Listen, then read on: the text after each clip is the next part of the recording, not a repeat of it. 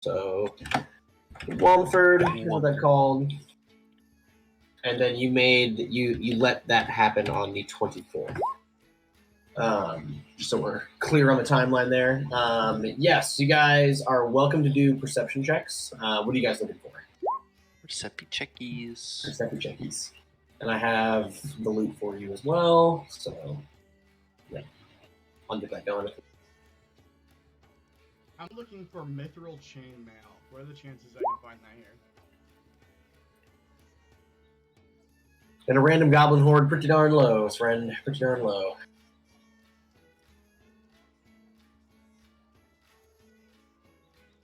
I'm so glad I'm not a fucking bear anymore. If I'm looking for just more paper trail type evidence, do you want investigation or perception? That would be investigation. Okay. I just did not know which modification to add. So with a 17, you're kind of like sifting through the rubble and looking. I'm gonna say, make sure I can see it. Yeah, so you're sifting through this guy's stuff over here. He looked to be the most ornately dressed of all the goblins, and you are able to find his pauldron. And on the pauldron, you do find that same symbol for the dripping mug, which seems to be just right on the shoulder there, which is definitely curious. Unfortunately, he is very dead and cannot fill in any more blanks than that. I'm trying to think. So the bow that he has is made of like a black yew. It's an investigation of 16. And it appears to be pretty old and... It has the symbol. Hang on a second. I'll make sure I'm getting this symbol right.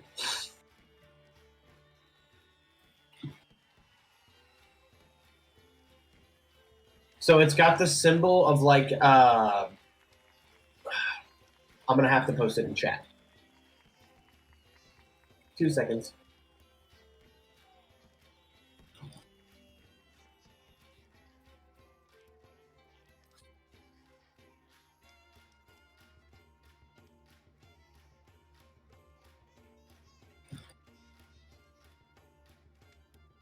It's Discord.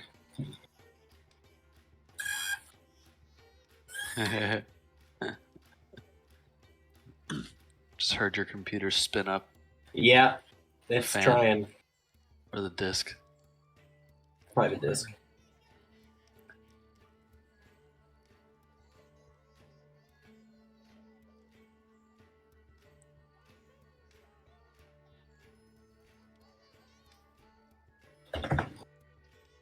I just dropped in the Discord chat.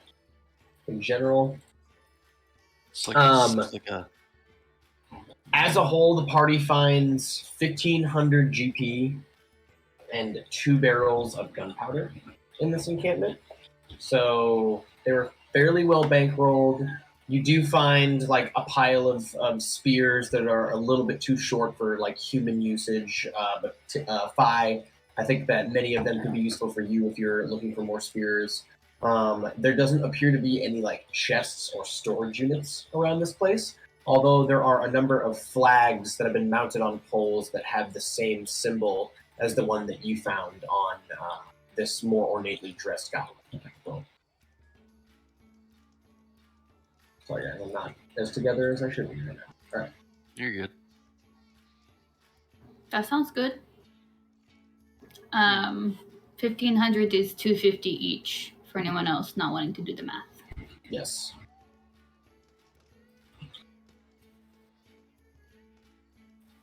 So at this point, you know the general direction of where you're supposed to be headed, which is towards Goblin Run, which is Grogabudge's like actual fortress. You don't know how far away it is. It's up to you guys whether or not you want to try to like camp here, whether or not you want to walk in and like do your tower, however you want to go about that. What else are you guys trying to do while you're in the encampment? I would like to look for any sort of like if there are potions or some sort of similar, like, one-use effect type situation, like backup spells or anything like that. Do you want like an Arcana check? I don't know, just because that's a skill we don't use a lot, or do you want that? Did you already roll me an investigation? No. Go ahead and roll Investigation. one. And I would think that there definitely be some of those around. Oof. Yeah. Okay.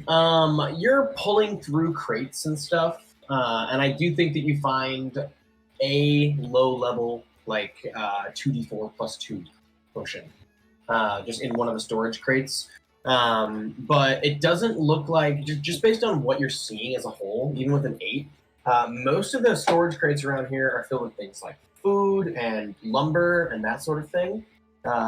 Nothing seems to have been here that long either. It almost looks like it had been set up fairly recently.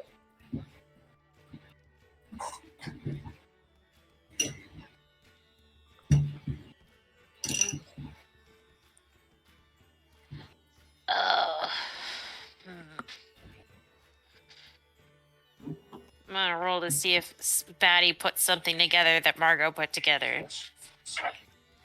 Nope. Sorry, guys. Does anyone want this Batty this sparks bow, up a or joint. all of our bowmen bowed up?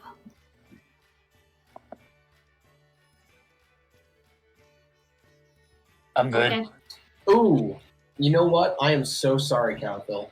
There are 2 other things that you would have noticed. Well, one other thing that you would have noticed. On the back of the destroyed mech, there is like a small circle-shaped hole in the back of it. Yeah, it's peculiar. It sticks out. Like surrounding it, there's like an etching that appears to be, it's like a. I'm trying to say here. Oh man, I wish I was there. I could draw it out. So it's like, imagine a wheel. Imagine the outside of a wheel, like a tire, with a bunch of equidistant lines like drawn into it. Does that make sense? At all? Like spokes. Yeah. Is there an interior circle, or is it just the spokes inward? Just the spokes inward. Okay. Yeah. That's Got what I it. So it's like a sun. Sort of, except for the spokes don't go beyond the circle itself. They're So- contained within the sun. Is Within it like the inside sphere. of a bike tire? Got it. Yeah, sort of. Yes. I think I'm picturing it. I'm so sorry. I wish I could draw that for you guys. Hang on. Weird. Hang on. Here, Let me- I'll give it a shot. I'm gonna give it a shot too. We'll see how this goes. It's a circle. Oh, it's a beautiful circle. First I draw his head. This. And then there's a bunch of these things that are equidistant. Does that make sense? Y'all seen that? Ugly ass thing? Oh yeah. Yeah. Okay, That makes cool. Looks kind of like a Very zodiac, similar. like a zodiac calendar. Yeah, but there's no symbols in it. Where is this? On the back of the mech that attacked us. Oh, I don't have vision. You don't have vision? You can move over there. It's blocked. See it now? No, I was like stuck in a wall. I didn't know. What was over. Gotcha. It's like a sprinkly donut. Yeah, there you go. It's like a sprinkly donut, sure. With Like really long this? sprinkles. Now I can't see your camera. There's so many circles on this thing already. But yeah, anyways. It's very small though. It's about the size of like the inside of someone's thumb, and then in the middle of that there's a like smaller circular hole that seems to be in the middle of that. But yeah, so you noticed that as well, Calco. I'm so sorry about that. But yeah, anyone is welcome to take the bow. It's up to them. It is a short bow. do I know? Can I investigate its stats? You can investigate the bow as a whole. How much damage would one of the Change max again. fists do if I ripped it as an improvised weapon? Betty gonna wear its fists as like gauntlets. The bow itself, it's about 3 inches shorter than the short bow that you're using right now, Joey. It appears to be of goblin make, although the U that they used appears to be bent into 3 different angles, kind of like compound style. What else? The bowstring itself is made of some sort of like silver strand that you do not recognize. You fire an arrow at the wall with it, and it appears to function just like a normal short bow. Currently. So stat-wise, if that's what you're looking for.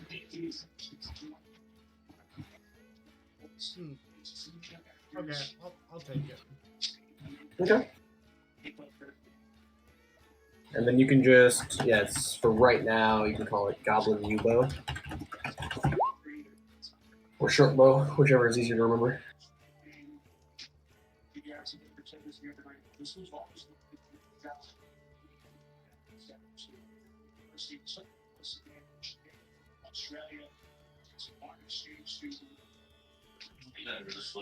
Anybody else want to investigate anything? Could I? How much damage?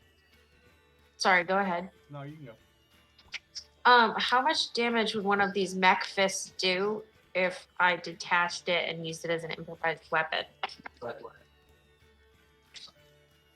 I think that If I do like some sort of smithing, because I have smithing tools. If I do like a check, there are no fists on this mech, just blades. are there blades? So they're big swords. Even better. Yes. That's even better.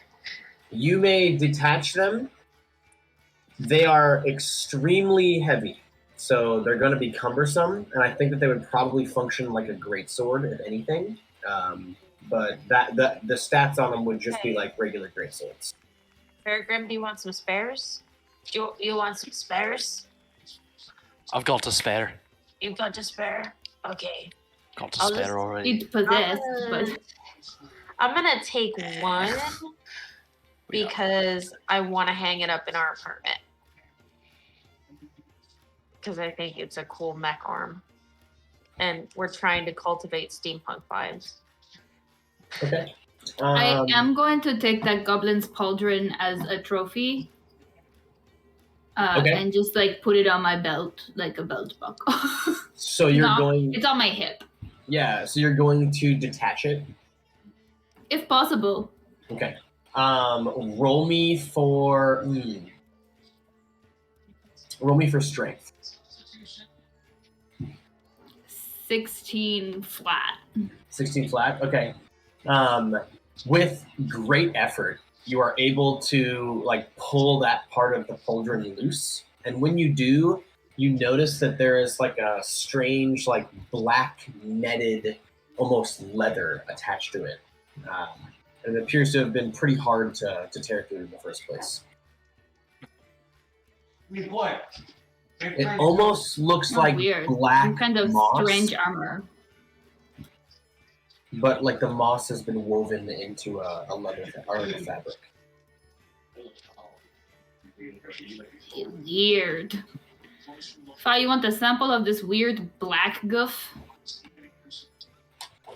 I'll definitely take a vial of that. And if you guys want to roll me a history check, I might be able to answer some more. Are They're giving some more short bows based information. off of strength? There you go. Okay. Ooh, I like. Okay, so this is what I imagine. So, I'm sorry. What did you ask first, Trevor? Are short bows based off of strength? Dexterity. Oh, okay. So 5. This is what I imagine. So you take the little bit of like torn fabric and kind of like pull it apart and look at like it's almost like mossy origins in a way. And I imagine you have like a vial and you throw it in there and you put some like strange liquid in this vial and cork it and shake it up and it starts to glow a really intense blue color. And then from blue it goes to like a very, very harsh black color in the vial. And you know from your, just like chemical knowledge, alchemical knowledge, that the only thing that reacts like this to that solution is made from black dragon scales. Ooh. And I am relaying that as well, including the why I know it. But it seems to be like fibrous, but long, like stranded, almost like bristles that have been woven together very, very carefully to create a very, very taut but flexible fabric that was holding this guy's pauldrons together.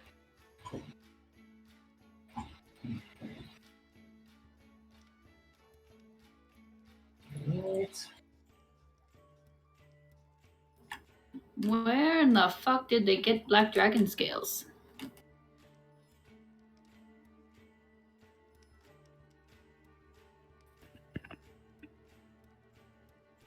Black market, probably. I mean, yeah. The underground market. They are clearly being supplied by powerful people. Better than the option that they've harvested it, and now we've got a black dragon on our hands. Yeah, that would not be cool. Yeah, that's hard. Yeah, it's also not like every single one of these goblins is wearing something like this. But this guy seems to have something kind of specific going on. Yeah. Okay. All right, what are we doing as a party? What are we thinking? We're gonna start heading towards Goblin Run. Work our way into the canyon here. You guys are now at the edge of what's it called? Glory. Glory, yes. The Forlorn Hills. Do we want to maybe tuck off into a tree cover and have our rest now, or do we want to head forward?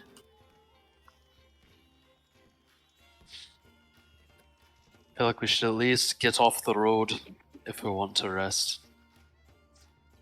I feel like I could continue on, but I probably could not handle another situation like we just cleaned up. I'm gonna take a potion. What if we use the tower as a defensive structure and have them come to us? I don't think we have enough range. Just guard the stairs, like 300. We need the fireball for that. Need fireball boy. Are we gonna be? Yeah. How are we gonna go with the rest here? He's just gonna be harmlessly following, as is tradition with anyone else. Okay. So is the party's plan then to kind of hike off of the road a little bit, like maybe into the woods beyond, away from this area, and get a long rest in before we continue the next day? Yeah, I think that sounds good. Yeah. Okay. And then are we hiking into the Somber Hills, or are we heading into the forest off, like to the east? It's not really the forest; it's more like open plains.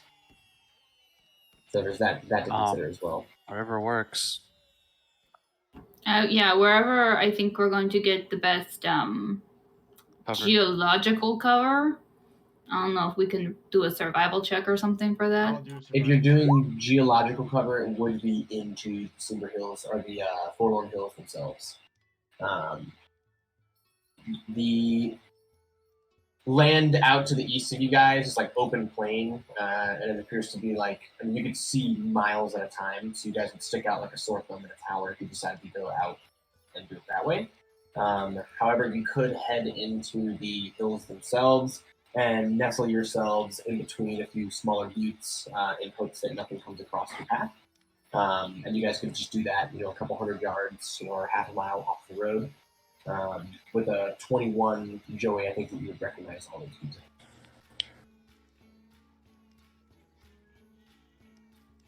All right, sounds like that's the plan. Let's do that. Yeah. And If towers, anyone for some reason doesn't want a long rest, and wants to stay up and keep eyes on everyone.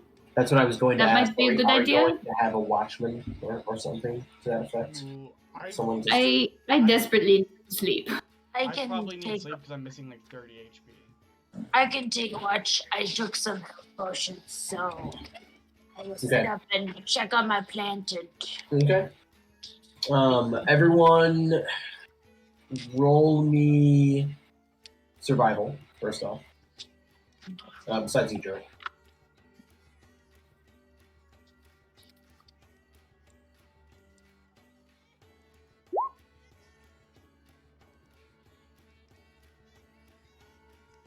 Okay.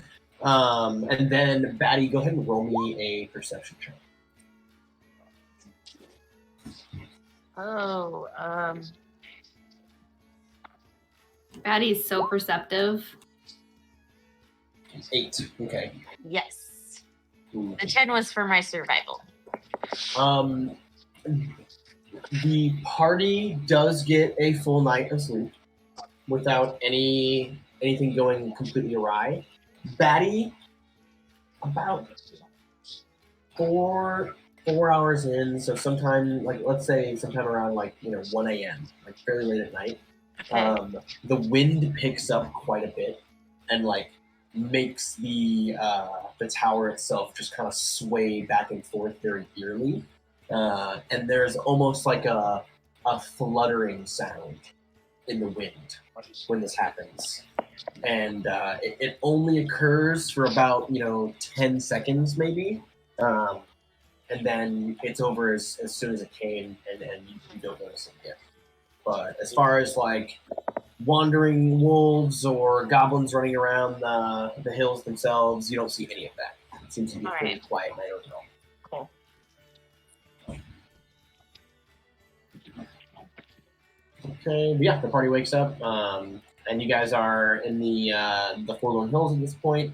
Are you guys going to get back to the main road so that you can use that? Excuse me, so that you can follow that path towards Goblin Run. I mean, you're basically going off of the directions that you got from the dwarf in was it Seacumber? Oh, in Joku. Mhm. No, that was Seacumber. I'm sorry. I would, before we head out for the day, I'd like to share what my book told me. Wonderful. Hey guys, remember yesterday when I asked the book what they knew about Grogabadge? Yeah. It was a long day. Well, this is what the book has to say. I think it's some kind of hero prophecy involving our rogue.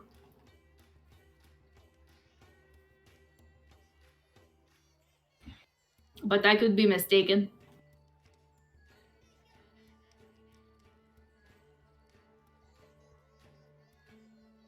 I have no idea what that means.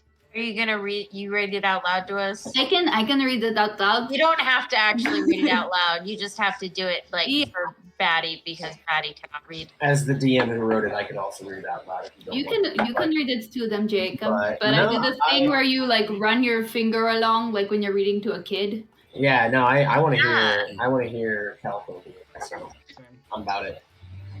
A tiny evil locked in a tin can. A key lost and found by a weathered hand. Just a small gift for a last stand. The silver must be placed by a golden bread man. Bread man. Joey, I think you are the bread boy. You're the bread boy. How am I the bread boy? You're the You're from Golden Fields, you fucking ding dong. Fields bread. That's Golden not how you Name, spell Golden it. bread. Joanna's from Goldenfields. You were bred in Golden Fields. Oh. I think the gift is that fucking lightning ring that the Hobbit gave you. Yeah. Very interesting. So his Electrum ring.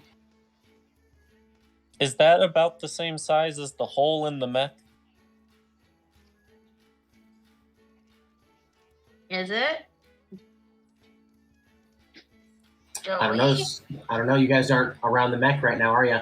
God damn it. Yeah. Yeah, I'll pull out the ring and walk over to the mech and see.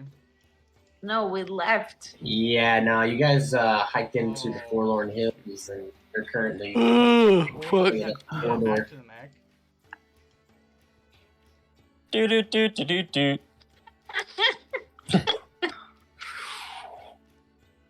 All right, so are we backtracking a couple hours? Because we essentially hiked a couple hours into this. We hiked a couple hours. He's got a carpet. He could take a little solo journey or a small reconnaissance crew. I like this idea. Let's split the party. Yeah, they might have reinforced the gate. We can Area. go back in the tower, which, by the way, 3 stories now. We can go back in the tower. It sticks around for 24 hours, so if we wanted to just hunker while they go. Okay. I would rather not go by myself. I can go. Oh, you want to go all by yourself? If you No, want. I do not want to go by myself. Carpet holds Or- 4 medium creatures. I'm a large creature. But it's just a 1 large creature and 1 medium creature that would sit there.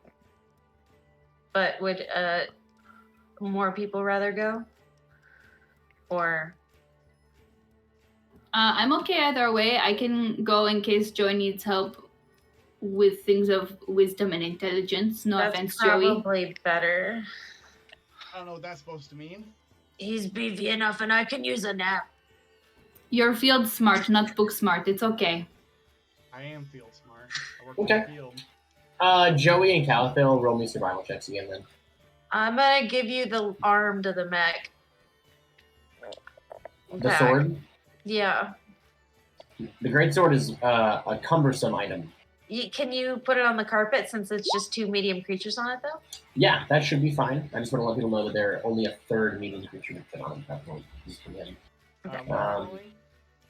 Survival again, as you guys head out in the morning. Joey. 11. He didn't finish Yeah, his Wheaties. Oh, no, he did not eat his Wheaties.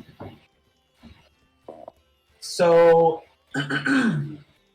Joey and Calathil move out, and you fly. Joey, you fly in the direction that you remember the gateway being, and several hours go by of flying, and you do not see this gateway. Joey. But what you do see is fairly interesting. You see a forested area that seems to have a very long scar in it of shriveled and dying plants that seem to be covered in some sort of like brownish, dried up fuzz that is growing on the forest or on the grass floor. As you get further out into the fields and look out into the mountain ranges beyond, you see a distinct rainbow in between the peaks, and you then realize that you are lost as fuck. You've never been here before. Joey, are we lost? Yeah, I think we might be.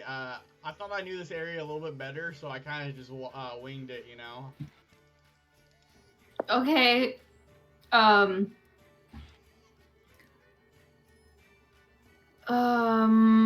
Is Calathil just going to take over flying the carpet? Is that what's going to go on? Hey, good on him for admitting it.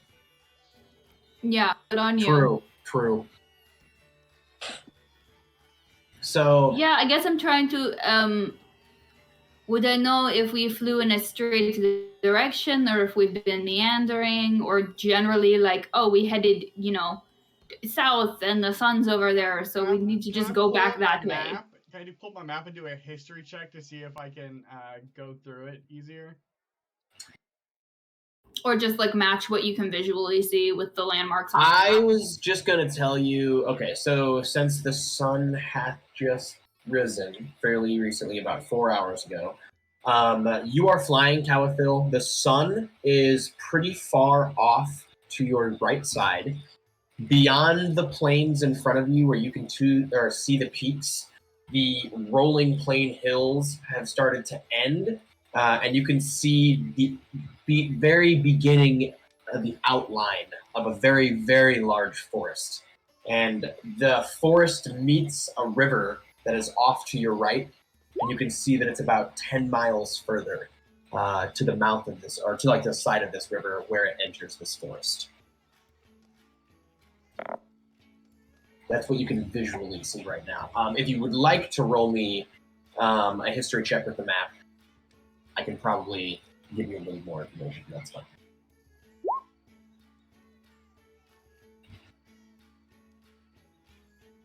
I'm just gonna roll all 11s tonight. I hope so. I mean, At least it's not. I got natural. a 12 on history, but does the forest that I'm seeing look like the high forest?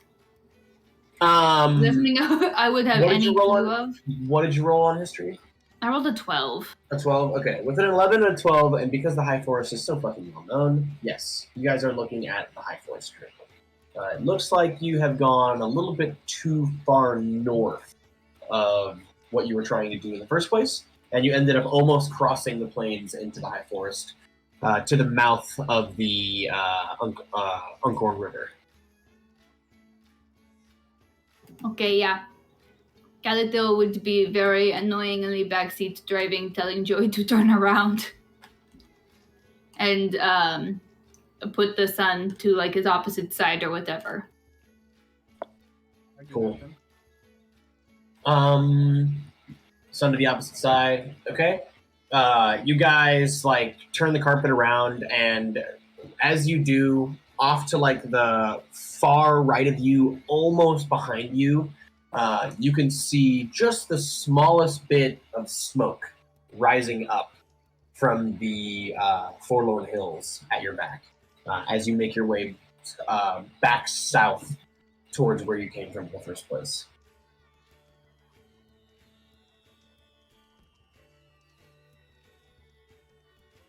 Should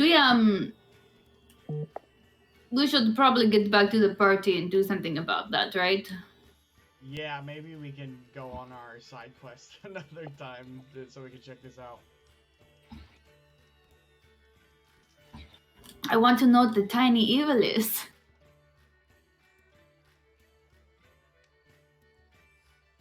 Okay. So yeah, you guys are we flying back to the party, or are we trying to fly back to the mech still at this point? No, I think we could still go back to the mech, but I'm just saying let's not get involved in the smoke without everyone else. Okay, let's just run to the mech real quick then. Okay. Yeah. So you guys find your way back to the what's it called, the Dillenby route, and then not Dillenby route. I'm sorry, the Iron Road. And once you find the Iron Road, you simply fly along it and find it to the entrance that you guys came through from the gateway. It is still fairly well destroyed. It does not seem to have been restocked or anything, and the mech is still laying flat on the ground. Joey, you just mount the carpet and just kind of like take a walk around the mech and realize that it's fairly easy, if not natural, to walk up the mech's heel to its calf, up onto its hamstring, onto its butt, and onto its back, almost like a stair step itself when it's laying down this way. And you slide. Where are you keeping the Electrum, by the way? The ring thingy that was given to you by the Hobbit in Jokul, the mayor. I was just keeping it in my pack. Okay. And is that what you're using, I'm assuming? Yeah.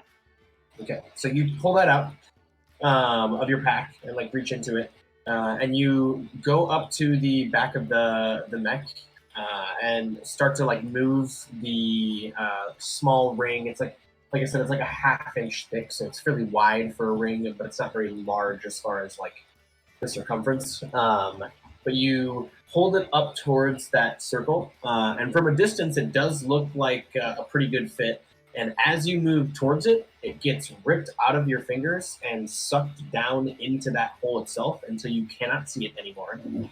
And the mech's limbs all fall off and steam rises from its torso as its head rolls onto the floor.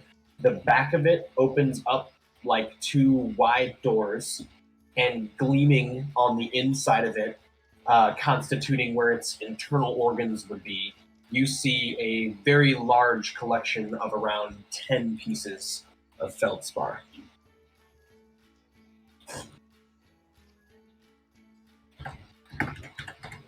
That is not a tiny evil. Feldspar is not evil. I don't know know what feldspar is. Am I supposed to know what feldspar is? It's essentially moonstone, and it's one of the reasons you were sent to clear out that drow cave in the first place. But this feldspar is glowy. This feldspar seems to be like a light greenish hue, and it seems to be very pure, like the other feldspar that you came across. Yeah. You should probably be the one that takes this. I'll hold on to it for now. We'll figure out what to do with it later. Okay. And it's like they're like small bars. Imagine like gold bars. Not like the really big ones, but like the half-inch plates. You know what I'm talking about? They're like the size of a half of a sandwich. You all know what sandwiches look like. Like in comparison to a classic ice cream sandwich, how big is it? I would say like a little bit shorter than the thickness of an ice cream sandwich, but that exact size. Yeah. Americans would literally measure with anything but the metric system. Oh, you mean because inches? How doesn't many make ice sense? cream sandwiches is it? It's like one, or it's like 6 by 2 inches, and it's like a half-inch thick. In half Inch drafts, tall. How much is that? Okay, moving on. Yes, so that is what you guys discover in the back of this mech. Can I go pick up the head and look at it? Sure. Roll me investigation. 13. 13. Okay. I just want to make sure there's no tiny evil creature. It is, so when you take the head off, you see that it has large tubes attached to it that apparently were running into its face. And those tubes are, like, upon smelling them, have a foul odor similar to the steam and smoke that erupted from this thing initially, when it, like, clouded you guys with that gas. So you can kind of discertain that, like, hey, this is going to be, or this is essentially for that feature. The makeup of it, right off the bat, is fairly ornate, and it seems to be. I mean, if it's goblin made, it's made very, very well. Like, it's artistic and over engineered in nature. Does it appear to be goblin made, or does it look like it could be some kind of bastardization of gnome technology? Or just really well done goblin? Roll me a history. Heaster.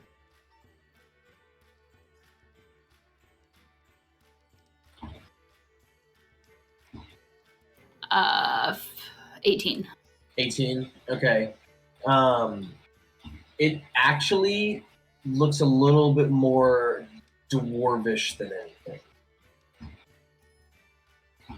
But Okay. the way there are no ridges like traditional dwarvish, it's almost like a bastardization of dwarvish, or like an attempt to make dwarvish seem Like someone's smoother and more Yeah. cultured. Yeah. like someone who either learned from a dwarf or is kind of ripping off a schematic that's dwarvish, Sure. but it's got its own flavor. Okay. I was just curious and suspicious. I guess this is our tiny evil, Joey. Are you saying it's gonna attack us? Maybe it's like the whole capitalism is evil. Like the things people are doing for feldspar are evil. I don't know. Can I do an arcana check on this feldspar, or a religion check, since it is what my holy symbol's made of? I know it's not the same kind. What is? You can do Arcana, sure. That's fine.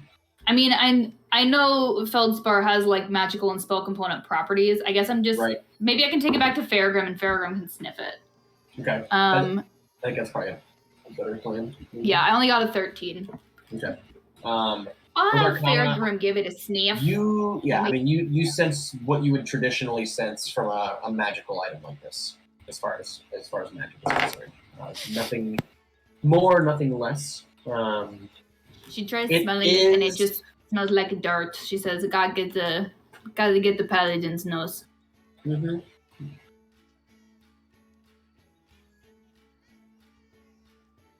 All right, and then you guys gonna make it back to the party at this point, then? Cool.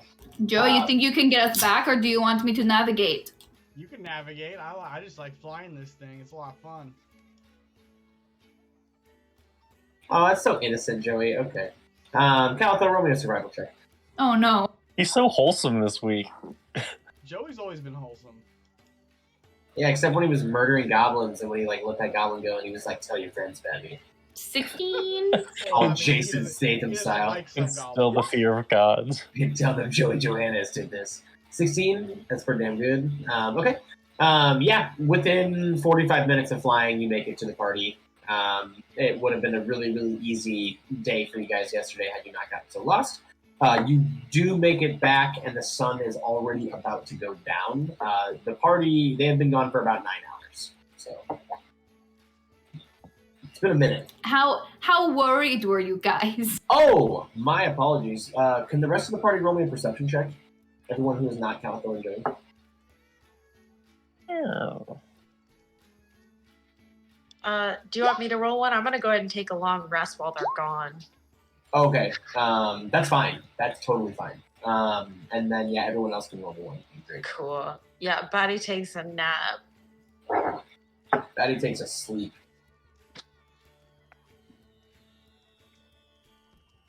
Alright, So back up 13 to and 4. 19. Wait. Okay. While you guys are waiting in the tower, nestled between your two, very safe-feeling hills, Faragrim, you out of the corner of your eye see what appears to be like a dense cloud blocking out the sun, and a large shadow kind of covers the Forlorn Hills, at least in the area that you're at. And you smell like a putrid stench for just a moment. As the wind picks up around you and the tower sways. But just as soon as it came, once again, the shadow disappears. You look out into the sky, and you don't see anything or feel anything or smell anything.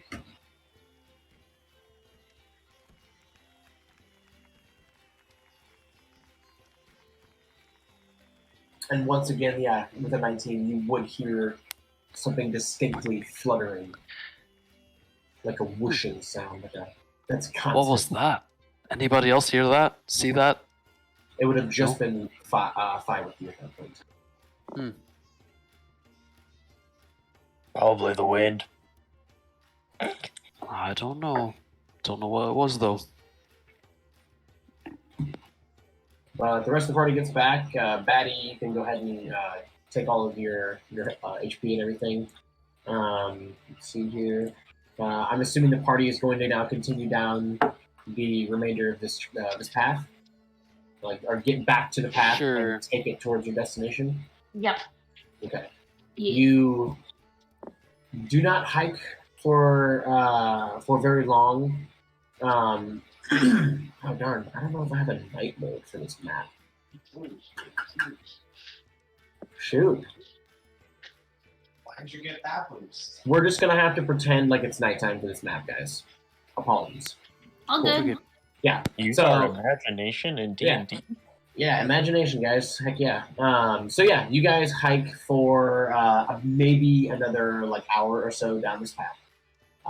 And when you get to a certain point, the moon comes up over the horizon in front of you, and you guys find yourself to be nestled in between some hills in an area that feels a little bit warmer in nature than what you've been used to walking through the blistering cold.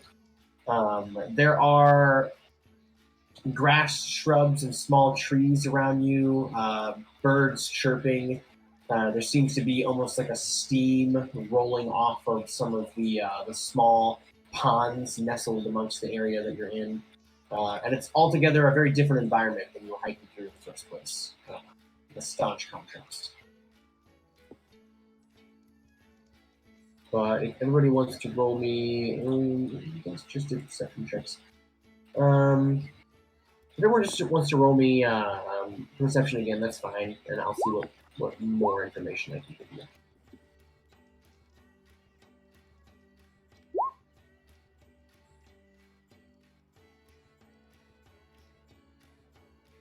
Go team. Woo.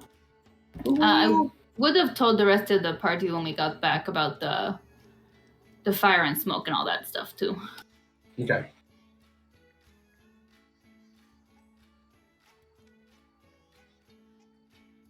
All right, Joey. I think you'd be the only one that really notices. So, Joey, as you're scanning this this very strange glade of an area here, with the shadow cast by the large rock formations around you, at the small pond off to your left, you see that laying at its shallow depths of about 5 or 6 feet, there seems to be some sort of metal pole or rod of some kind just laying at the bottom of that pond. And it definitely sticks out because everything else around you seems to be fairly natural in occurrence, whereas this seems rigid and manufactured.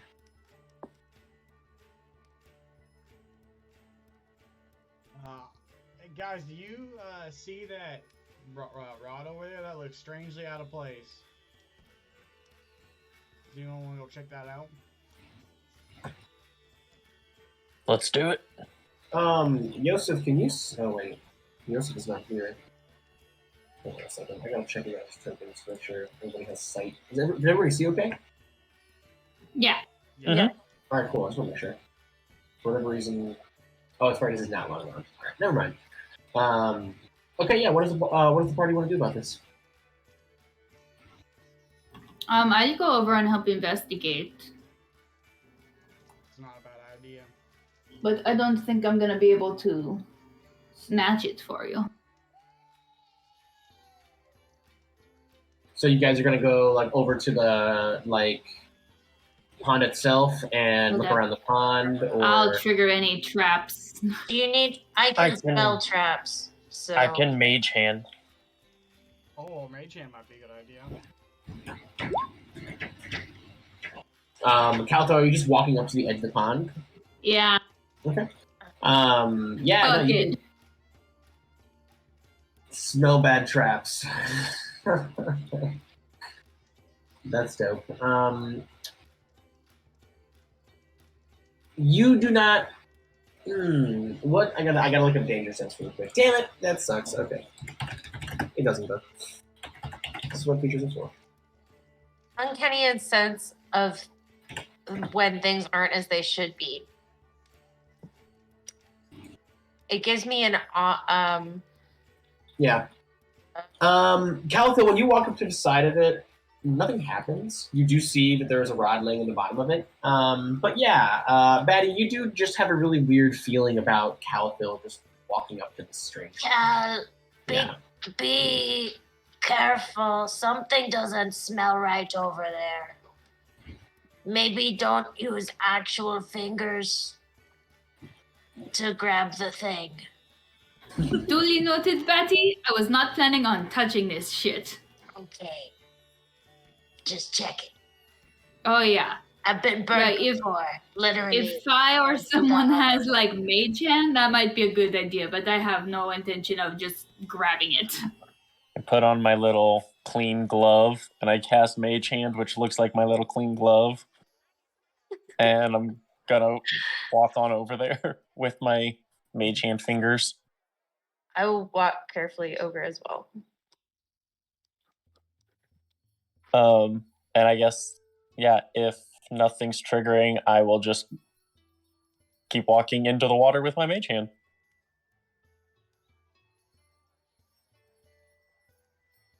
Does it walk like this? Yes. It's like the thumb people, kind of. Yeah. But with no from Spy head. Kids. Yeah. Thumbs. Thumbs. Horrific. What are those thumb people called? In my head, it's always thumbkins, and I know that's wrong. Oh, but I that's can't so much remember what it funnier is. though. Very funny though. That's Are so much you funnier. walking the mage hand out into the water, like down into it, or out into the middle of it, over it? Down directly, like, I don't know, as if it were like a little friend. Like a little Okay. crab. Yeah. You cast Mage Hand, and it like does its little like walking thing, and as soon as like the tip of its first finger / foot touches the water, it just like poof, disappears in a cloud of steam. That is unusual. Oh, that's definitely hot. That is Damage, yeah. definitely hot. Oh, it's like a hot spring. Yeah. When that happens, Caliphil, I do think that you you're up close enough to it, and it doesn't seem to be exuding any sinister heat.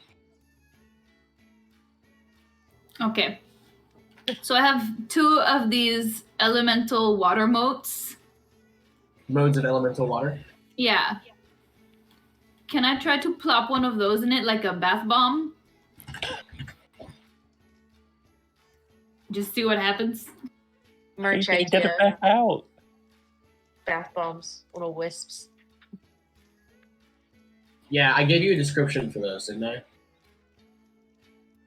I think I just got motes of elemental water. I had 3. The only other time I've tried to use one, it liquefied part of a T-Rex. It froze and then melted. That's right. Okay. Hang on 1 second. I have to pull up all of my spreadsheets. Sorry, I wish I had more. Oh, it's cool.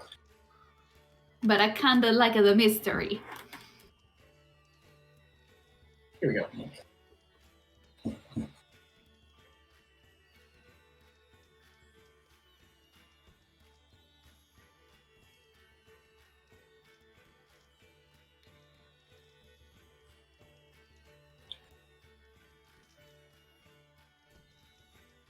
Okay, so essentially, okay. This is such a cool item.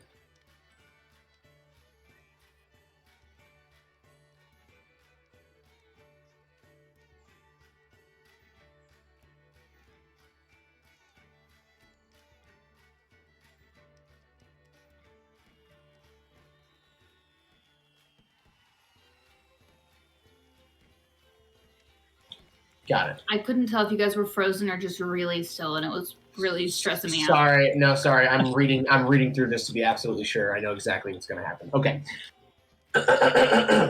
So, you toss this small shard into the water, and you watch it sink all the way to the bottom, relatively unharmed. You see a bunch of bubbles and pulses, and the water in the pond rises about 4 inches and almost floods to the tip of where your feet are, to the point where you have to back up slightly. And then the water itself is sucked back into the pond. It returns to its normal level, and that moat is vanished at the bottom of this thing.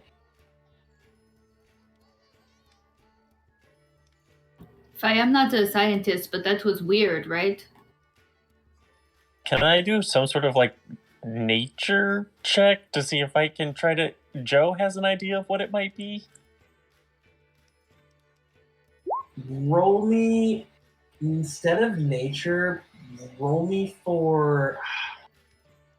Do you have... Okay, does Phi have any knowledge of the arcane realm? I don't know if this... I can't touch it. So, can I cast this as maybe, a second level spell to see if I can recognize some sort of effect or something? Would you allow that? You can touch the other moat of elemental water that Calico has. Is that what you're trying to touch, or are you trying to touch the water of the pond itself? Well, because, that you must touch throughout the casting.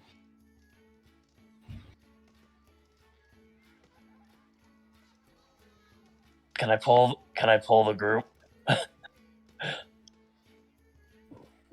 don't like it. Yeah, it poofed your mage hand, which means it's what does mage hand when does mage hand fail basically? I can't take damage, I think. I think can't. Yeah, wouldn't be able to take damage, or if there's some sort of anti-magic effect. That's what I'm saying. I don't see anything about a hand taking damage and not dismissing it. I feel like it's almost some kind of dispel magic or like anti-magic. Like it's a magic barrier of some kind. So you're saying I should just shove my hand in there and see what happens? Well, better you than I. I mean, I don't Well, really I mean- need both of my hands. What if dispel Tizzy? I don't want any magics on you we don't know about. That Just is a dispel. Joey's hands are already pretty fucked up. I have gloves as well.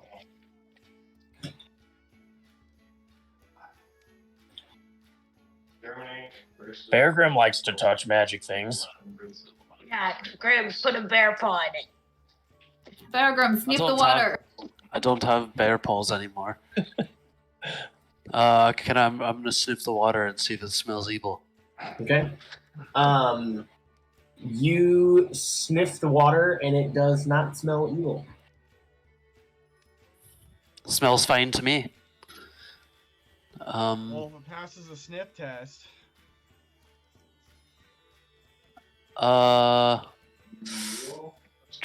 Trying to think if I have like a cup or something. I probably have a cup. We could also maybe try to just lasso the rod and pull it out. We don't have to interact with the water. Let's try that first. It might be wise to try to not interact with the water. Yeah, I Okay. agree with Cal. Okay. Unless it's spirit water. So we're gonna try to use a rope to grab it, essentially, like throw a rope to the bottom of it. Is that what we're trying to do? Like tie a loop on the end. Okay. How are we gonna get the rope to sink all the way to the bottom? Oh no, I'm trying to just get a lasso around it. Is it like perfectly smooth? The like the rod itself. Mm-hmm. Are you guys not able to see it on screen? No, I just don't always Well, know if it's an accurate representation. Fairly accurate representation. It is like a small, smooth rod that goes through two like larger coupling-looking things. That's kind of what I meant by it looks like more engineered than anything. It's why it kind of sticks out in this environment. Is it just laying at the bottom of the water?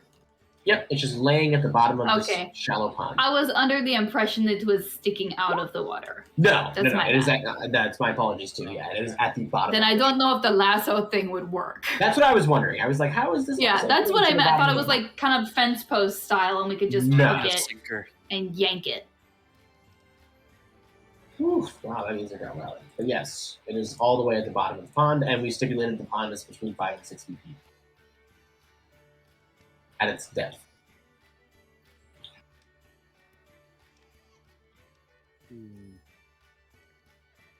I'm gonna stick my pinky in this pond.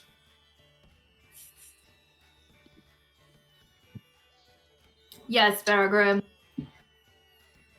someone had to. Okay, Faragrim, everyone, where are we standing when Faragrim puts his pinky in this? Fuck. I'm standing. And exactly where my character is. Faragrim, get yourself over there. I guess where I am. Yeah. Sorry. I would be a big brave boy and stand behind Faragrim ready to yank him away.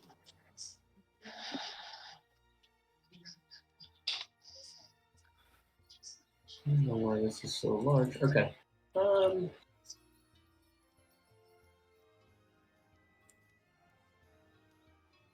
Whoa. Faragrim and Calathil and Phi. Roll me a dexterity saving throw. Oh, Come on, hello. baby.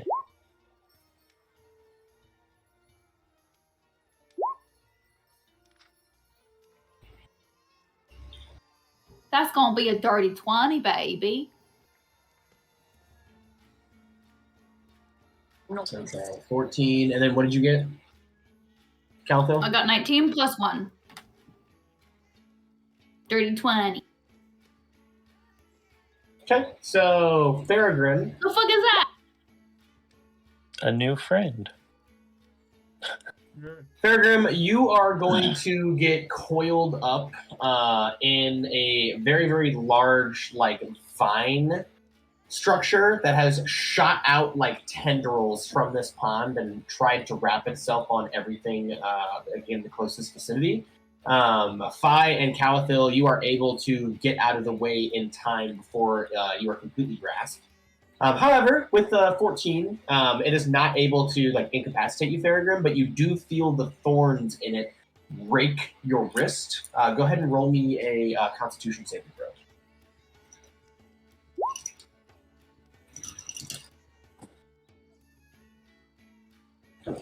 14. Okay. And then you are going to take me 5 poison damage. Math. 5. Yep. Am I poisoned? You are not currently poisoned. You just take that damage when you get pricked. So, but you're not in the poison state.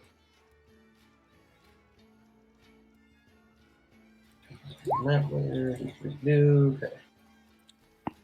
And just as fast as it like shot out at you, it like retracts itself into the base of this pond underneath this like rod. But yeah, you got bit a little bit there, Fairground. Or poked. Well, now we fucking know what happens. I'm gonna back away from this water. I told you it didn't smell right. Let's just leave it. Well, it can't be said to happen twice, right? Well, I'm gonna cast Dispel Magic on it. I'm gonna back up with Faragrim. Okay. And what level are you casting this? I'm casting it just at 3rd level. Okay. And I'm doing it because I want to make sure that if Joey is reaching into this, if this succeeds, I want it to happen before he touches it. Okay. Let's see. So it's at level 3, you said?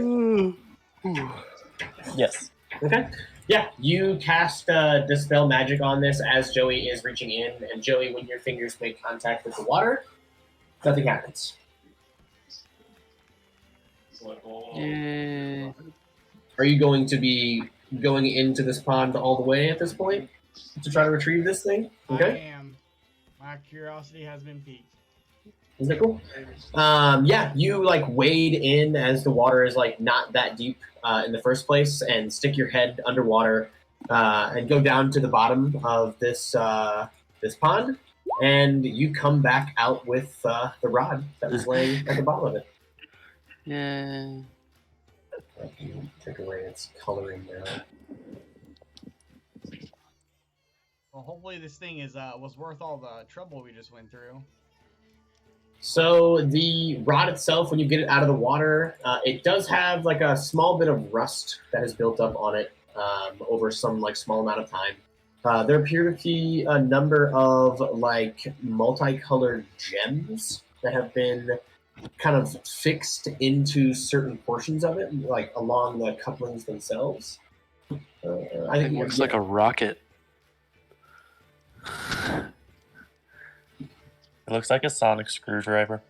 And it's definitely smaller than that. Like in comparison to you guys, it's not like small that size. It's like a lightsaber. Sort of. Wait, I can't say that. Disney will sue us. Like a laser I was sword. just gonna ask, how many ice cream sandwiches is it? Oh, I would say it's probably about 6 ice cream sandwiches in stacks of 2, stacked 3 on top of each other. Y'all are That's a lot of wild. ice cream sandwiches. Gosh, it's a great metric, isn't it? I want ice cream sandwiches. I'm too Yeah. high for that. Me too. So we got muskets a couple days ago, so it just stands to reason that we have anti-tank rockets now. Oh yeah, that's what this is. Uh-huh. Yeah, it's like a bazooka, right? At the bottom of a pond. Okay. But yeah, who's this keeping Europe? this? Where are we putting this? I mean, how heavy is it? It's about as heavy as like a short sword, I would say.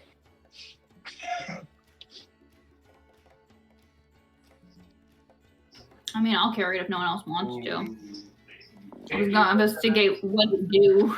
I'm fucking wrapping my broken wrist.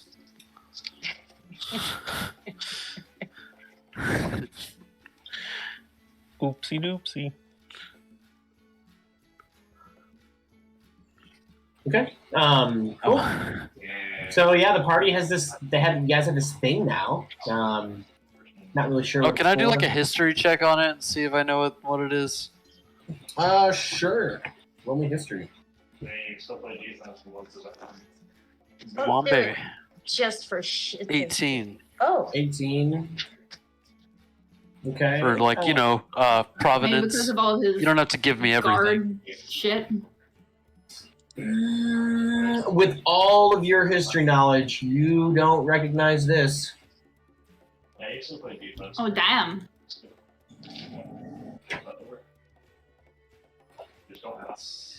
Yeah, no clue. It doesn't gonna look lay my hand on dwarven, It myself. doesn't look gnomish. It just looks weird. I'm gonna lay a hand on myself and and heal my wrist. No. Yeah, if everyone else is scared of it, I'll carry it. Until we can find someone to tell us what it is Doesn't and what it smell do. right. Okay. Doesn't smell right, Betty? Yep. I don't like it. It doesn't smell like anything. Yeah, it smells like metal. Yep. Doesn't smell like anything to me. Doesn't smell evil. We already established that. Is Batty Okay. having a stroke? Maybe. I rolled really badly for so I decided I just don't like it. Okay. Well, maybe the party wants to explore the area a little bit more, and they might learn more information. Nah. Yeah. I'll look around. He's a lumberjack. He's okay. That is exactly what I was hoping. Betty, you come into contact with another larger pond. Did I step in it? Oh, there it is. I see it. There's a little lake over here, guys. Folks. I don't want to jump into that one. I'm gonna do a perception now that I'm. Oh, there's more shit at the bottom of it. It's a 4. I'm sure it's fine to just run into TBH. Okay. There's another one of those things. Couldn't happen twice. Batty, Joey, Fi, you guys want to roll me investigation? Yes, I do.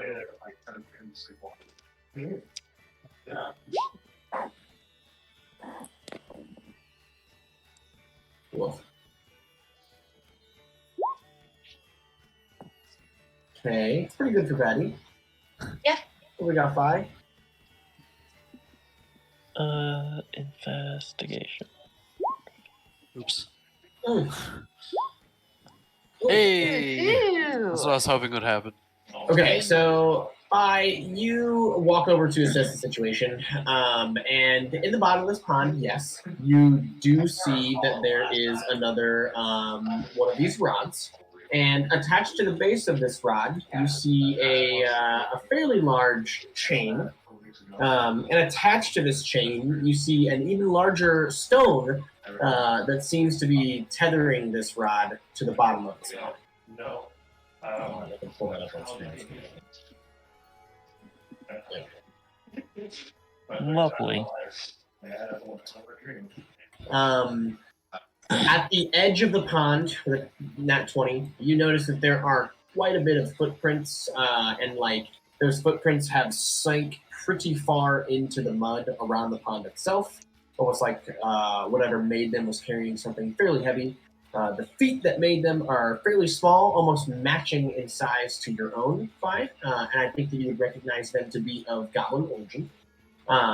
The footprints themselves seem to lead up the side of this like geological formation over here. Mm-hmm. Big rock. Yep. Up to let me see. Yeah, and they seem to go up to the top, like the highest most portion of this big rock. So yeah. Alrighty, so what do we got here? My thumbs and my spender's dad strolling around this pond as I'm listing off everything that Mr. DM shared. Just assessing the situation for all of you.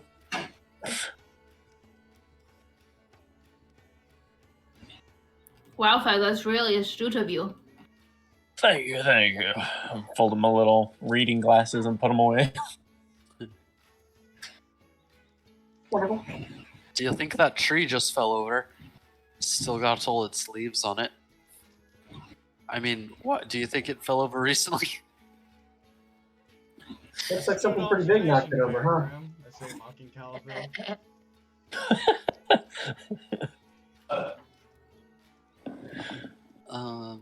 Joey, you know what? Never mind.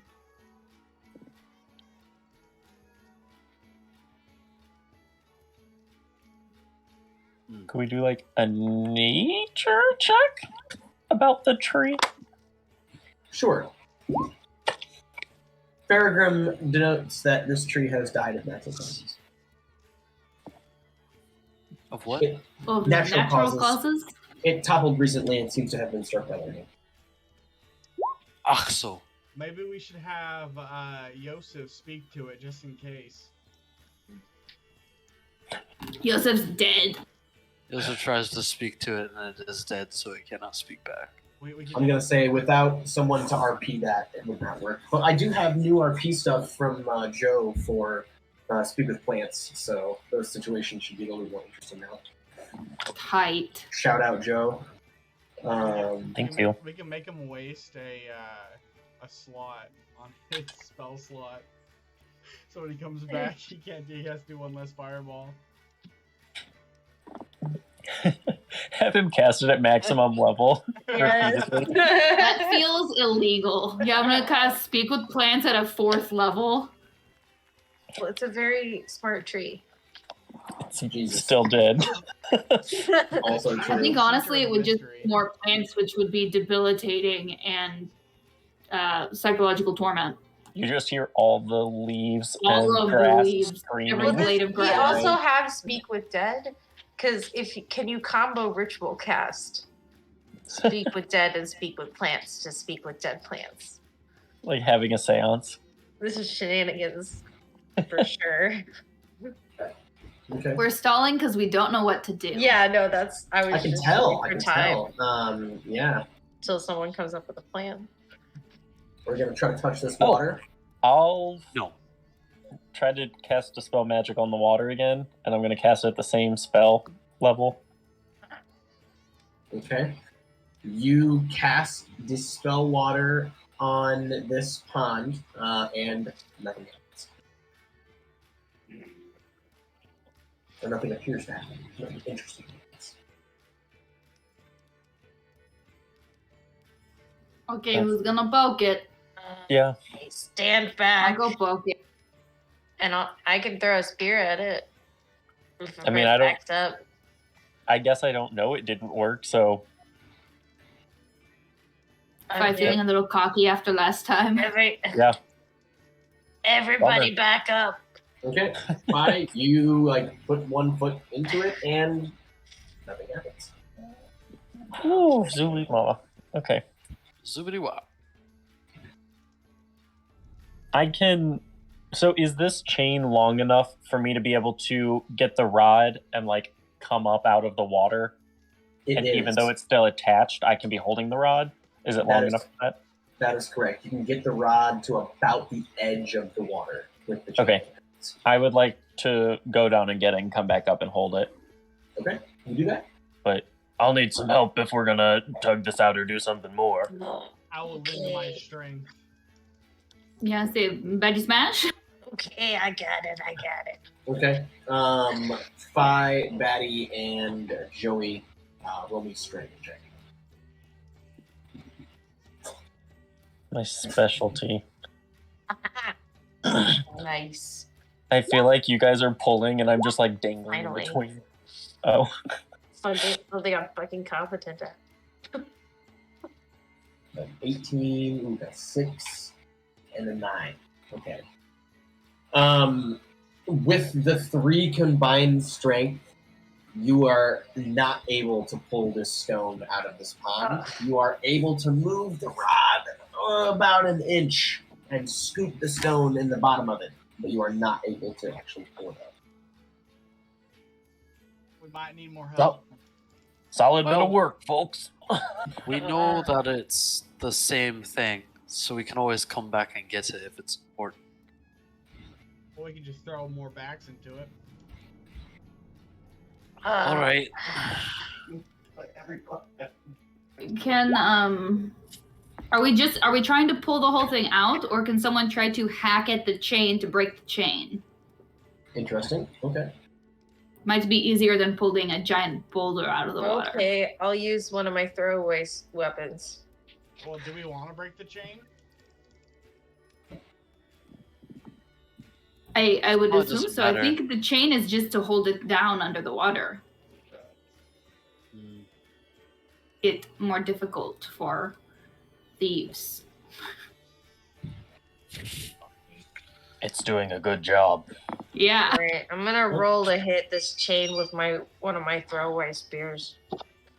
Okay, try to like hack at the chain. Yeah, roll me to hit. Hey, whoever that was, you're really cool. Yeah, fuck yeah, impossible. What's the stitch? Go, Wade. It's Wade. Yes. That's my part. My partner's right now. Okay, that's a 17. I was too Your possible for Halloween. spear bounces off of the chain, Alright. doing no damage and having no effect.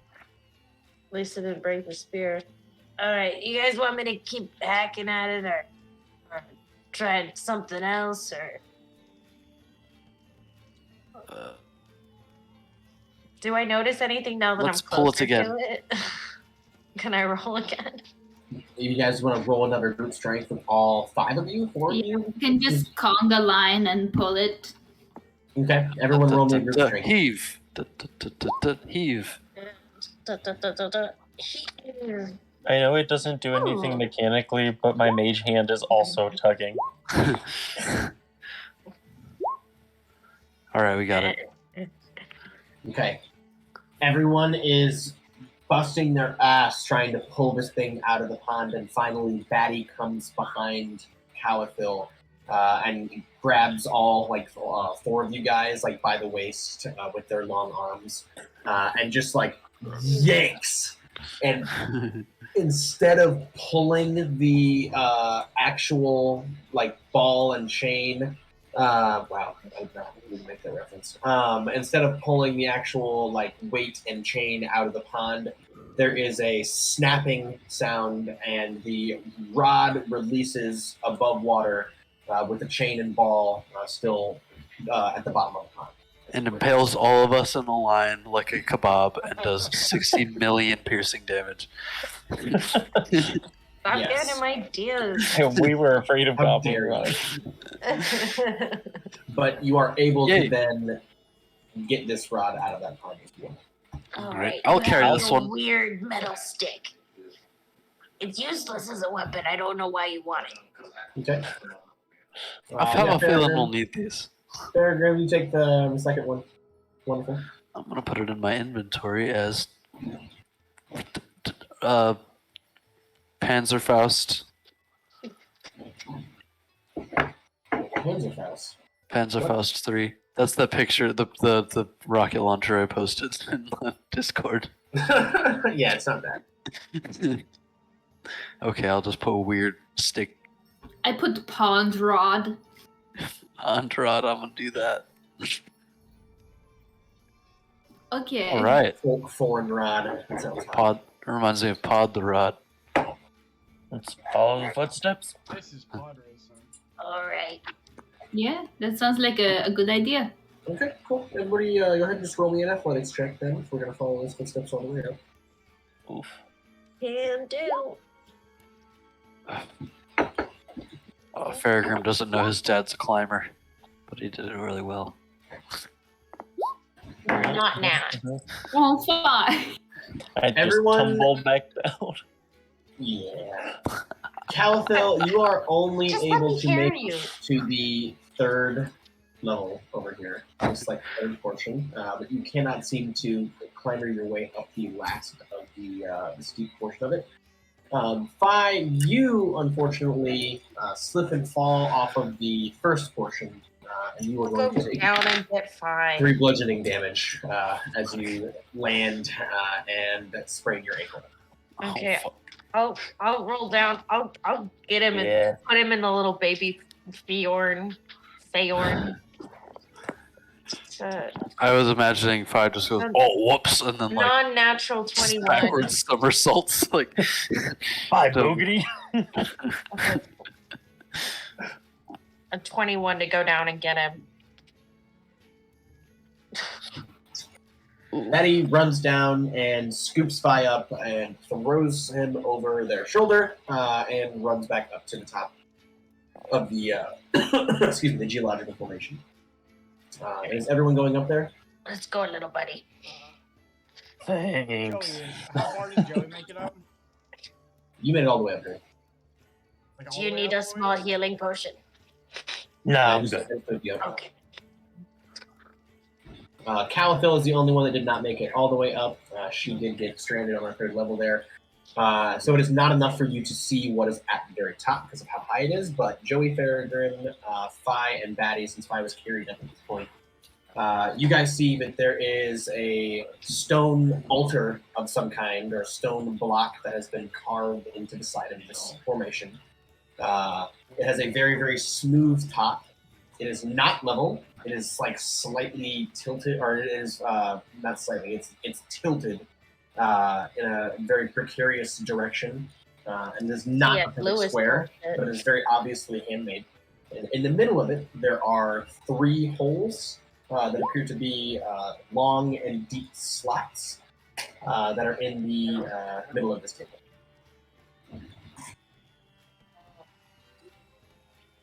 Is maybe tiny, evil, and bear? What? What's happening up there? Cal, let me help you. And can I give her the? Can they give her the help action? Yes. Calathil, yeah, you clamber your way up with the help of Betty. well, Okay. we've got 3 rods, or there's 2 rods and there's 3 holes here. I think we might need to find another rod. So probably Yeah. another pond. Can I place? I think I see a pond to the north. Can I place 1 pond rod into the altar?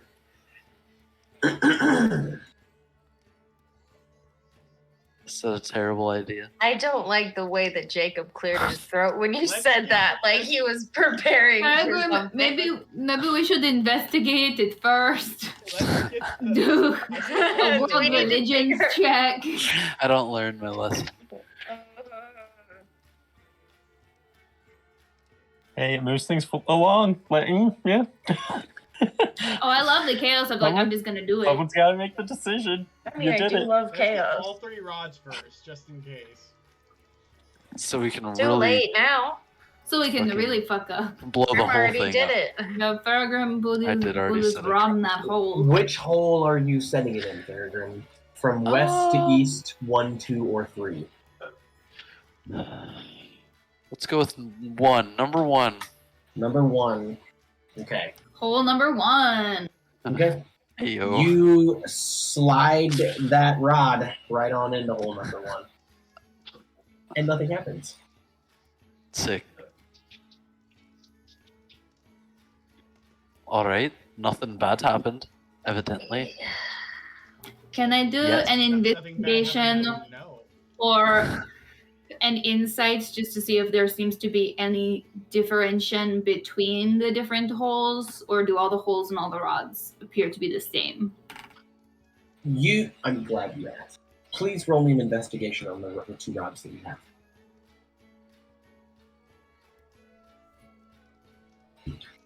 17.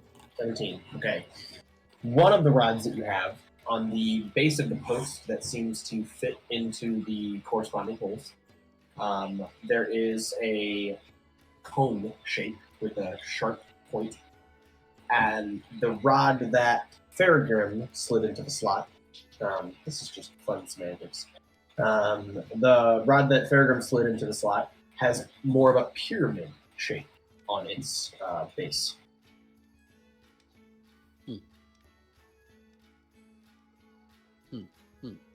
The holes themselves are too dark, and you are not able to, see all the way in.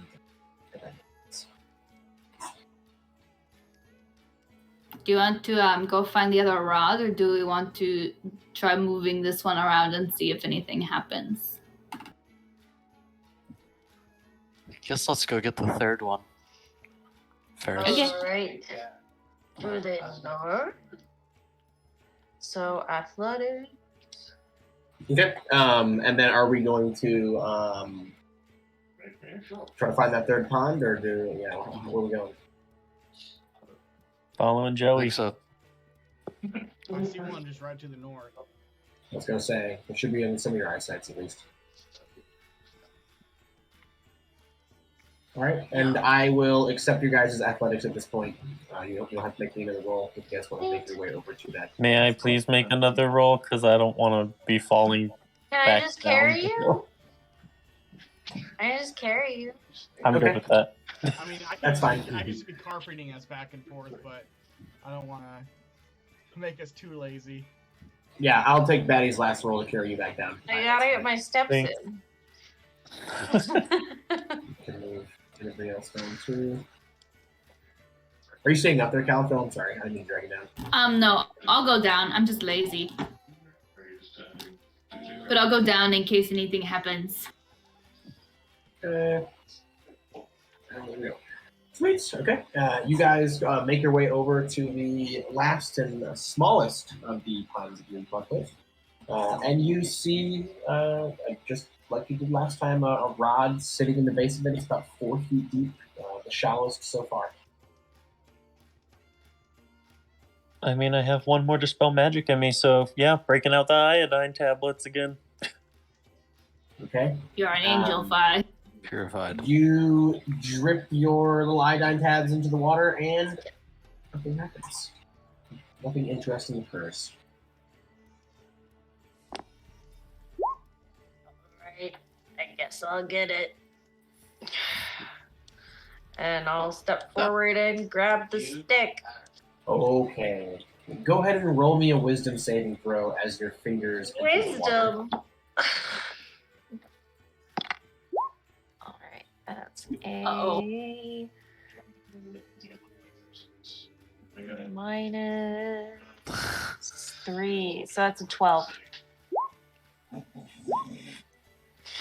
Okay. Ah! Ah, fucking A. As you enter Eyes the water red. to retrieve this rod, Batty, a very, very large orb comprised of just only eyes, packed into one another, with one very large eye staring at you, rises out of the pond. And the party witnesses this thing stare into the depths of Batty's soul as Batty's eyes go completely white. And Batty, you see a battlefield covered and wreathed in flame, with black dragons flying around the skies, pouring their acid breath down onto everything in sight. And you come to fear completely consuming you as you try to relay what you have seen to your companions. But all of you guys all that you hear come out of Batty's lips is Would you call as it gibbering? they do not seem to be able to make words anymore. They entered a They rage. could have Typical. in the first place. Oh, And the eye that is like floating above the pond, looking over them, vanishes. Also, and I'm so sorry. when it goes away, does Batty go back to normal? What are you Nice. rolling, Which is sir? very- That's so Batty- many dice. You are going to take me 16 wisdom damage. 1, 6, 16. Mm-hmm. Okay. And you are unable to communicate verbally or by written hand, which you were already not able to do by so clearly.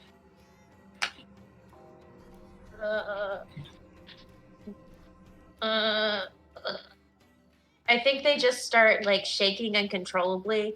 Like their hands start shaking, and so they step out of the pond and try and dry off. And just Yep, you do that, like try and light and a joint probably. you guys notice that the rod that was at the base of this pond is laying at their feet.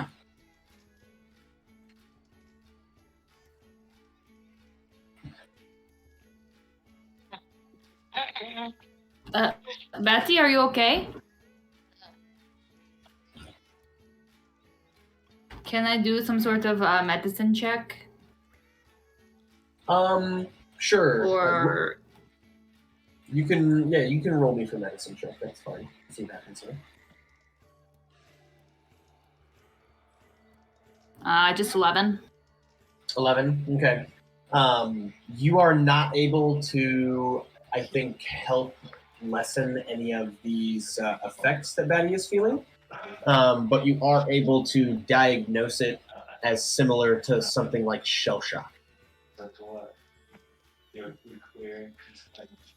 Okay. And when I have any inkling of like, if this is something that will pass on its own. I don't think I it's an only- 11. Yeah, I would say I only rolled an 11, but okay. Betty, I can't understand you, but in case you can understand me, it's going to be okay, okay? Do I have the wherewithal to drink a potion? You do, and you are able to understand verbal language as well. Can I nod or no? You can. Okay, I'll nod and then I'll just get a potion out of my bag and drink one of my 2d4 plus 2 healing potions. Okay. Oh God. Oh, 4. And a 3. So it's almost like when 9 someone health has points left back, and I'll drink my potion, get 9 back. So it's almost like when someone's like broke a region in their brain fails. Like Batty can still think cognitively, they just can't make Yeah. the words make sense. Exactly. Is Okay. this? I don't know how to roll this, but is this charmed? Like the charmed condition? I don't really understand what that means. Joe, don't. It is that. Not okay. Yeah. It's a specific thing that I, as a DM, cannot do. I'm considering entering a rage. And Okay. Betty gets a look on their face, and you can tell they're close to just burning a rage. Just snapping a spear. Just snapping a spear. They're gonna snap the spear if they do enter a rage. Yep, Okay. they do it. Would you like to Okay. examine this last rod? Yeah. Okay. The base of this rod seems to resemble the end of like a femur bone. Like, Oh, okay. It has like 2 different like nubs on the end of it. Yeah. Like a ball and socket joint. Mm-hmm.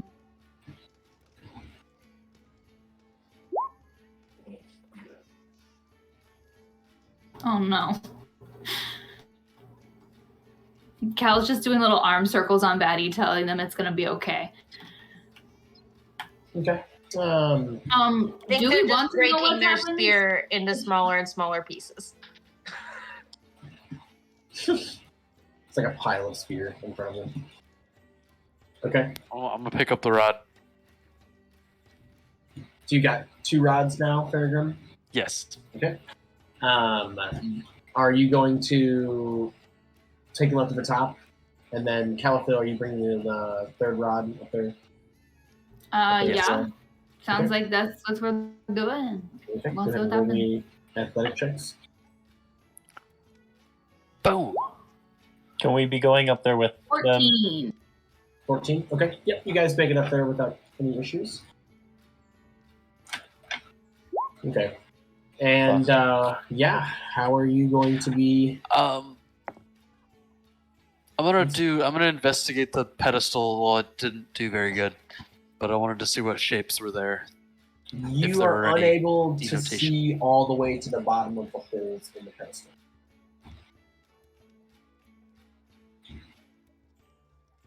Can we just try the same one in each hole and see if there's any sort of like a click or a locking? Yeah, let's try that. Okay. Which one would you like to take out first? I guess let's just do the cone first. Cone. Okay. And then west to east, 1, 2, or 3. We already did 1 with the cone, right, Bergrim? Yeah. So we'll do 2. Okay. You insert the cone, or the rod with the cone-shaped base, into the middle hole. And as you do, it does sink down further than what it did last time. And along with that, the rod seems to like clunk into place, and a blinking red light appears at the top of it that is flashing very brightly in the darkness. Remember, it is nighttime at this point. Oh, that's conspicuous. Cal would look over her shoulder and say, "You guys want to keep going?" May as well go all in. Make it quick. And is Okay. everybody's up here then? Okay. And let's go with the pyramid guy.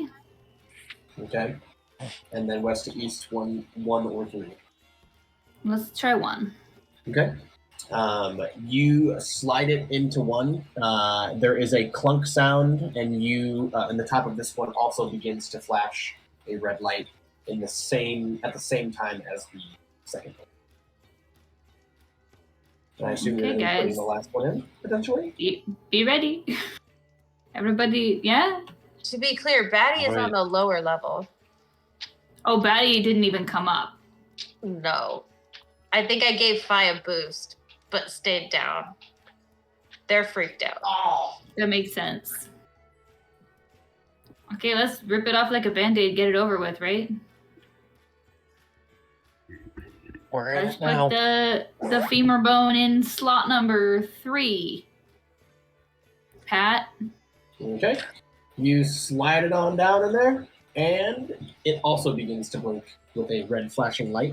And a small explosion occurs in front of you, shooting red sparks directly up into the air as this red ball forms and starts to fall in like an arch form on the horizon.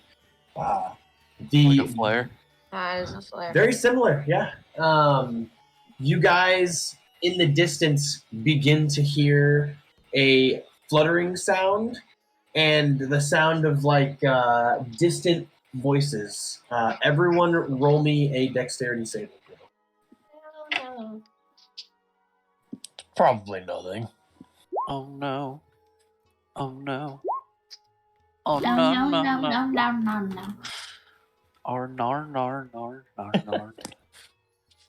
Wait, I get advantage because I'm raging.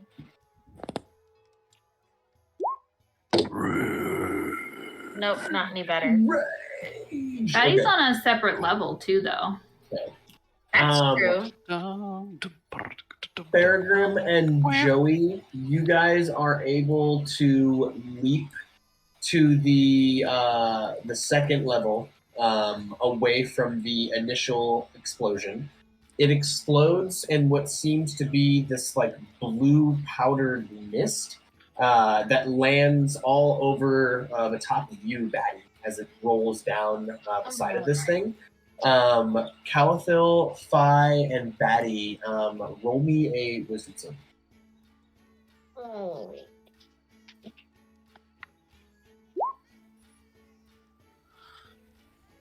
Yeah, three. Fuck. Okay. Calathil and Batty immediately collapse onto the ground, snoring.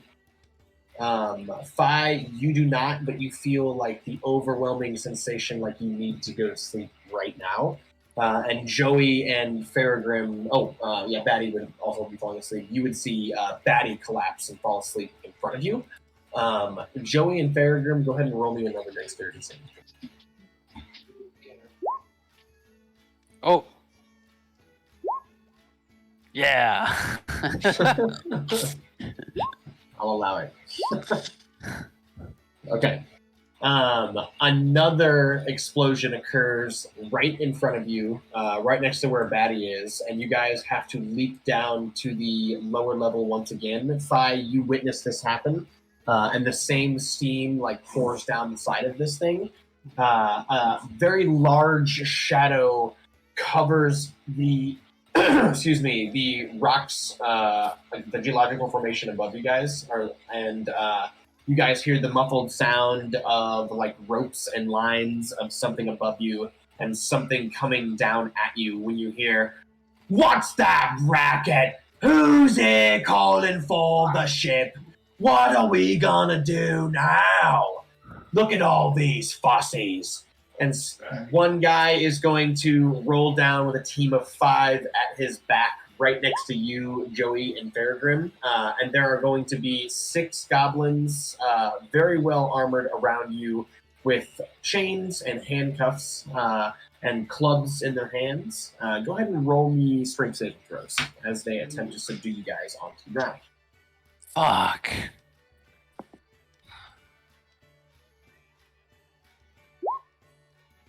Oh, fuck.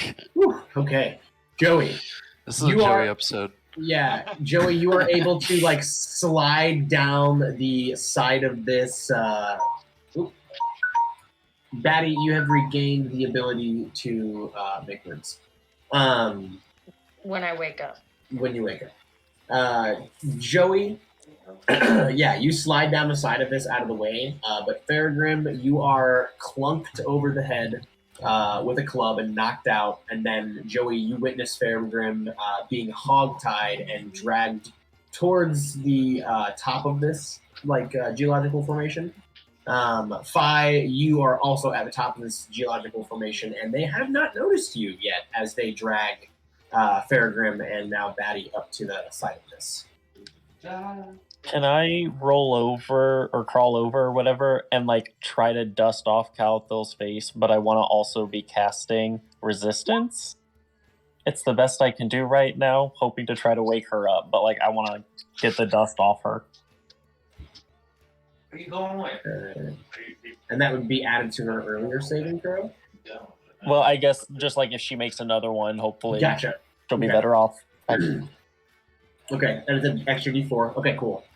Yeah, you do that. She is still asleep. Let's see here. The goblins around you that have not seemed to notice you yet, Phi, they send 2 people down towards Joey. Hold on a second, guys.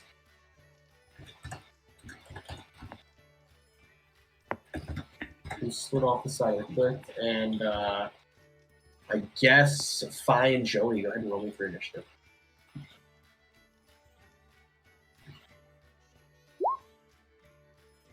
Do you guys maybe want to take our first break? Oh, that'd be great. Let's do that. I'm thirsty. Yeah.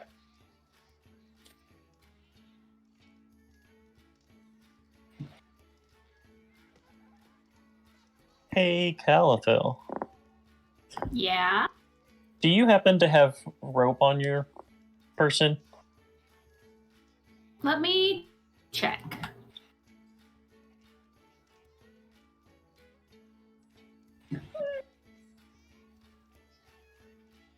Not unless rope comes in the priest pack. I don't think it does. Let me double check.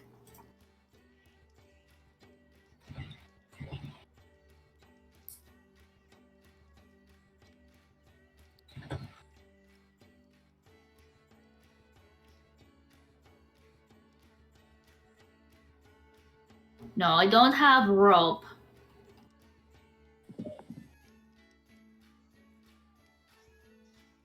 I have a blanket and my cloak if either of those are helpful to you. Okay, I will figure something else out.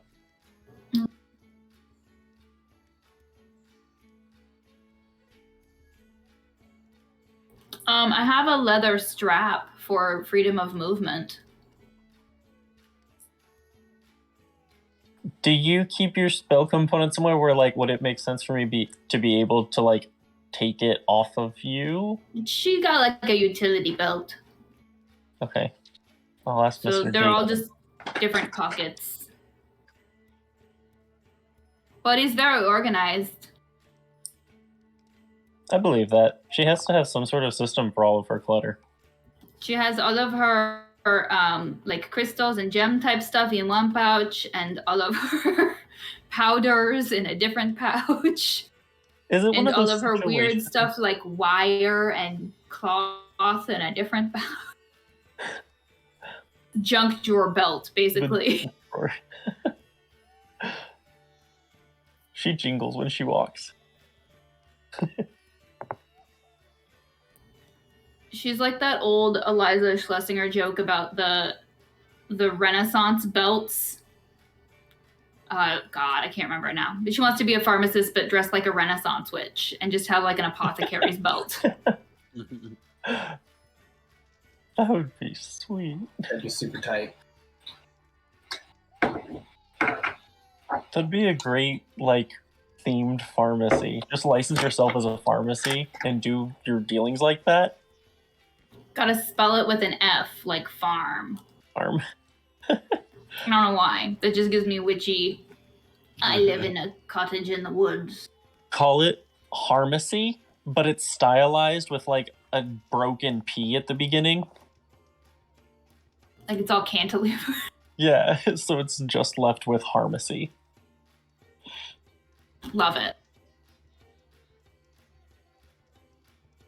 Not very Hippocratic. Do no Pharmacists harmacy. don't have to take that oath. Do you know Harmacy?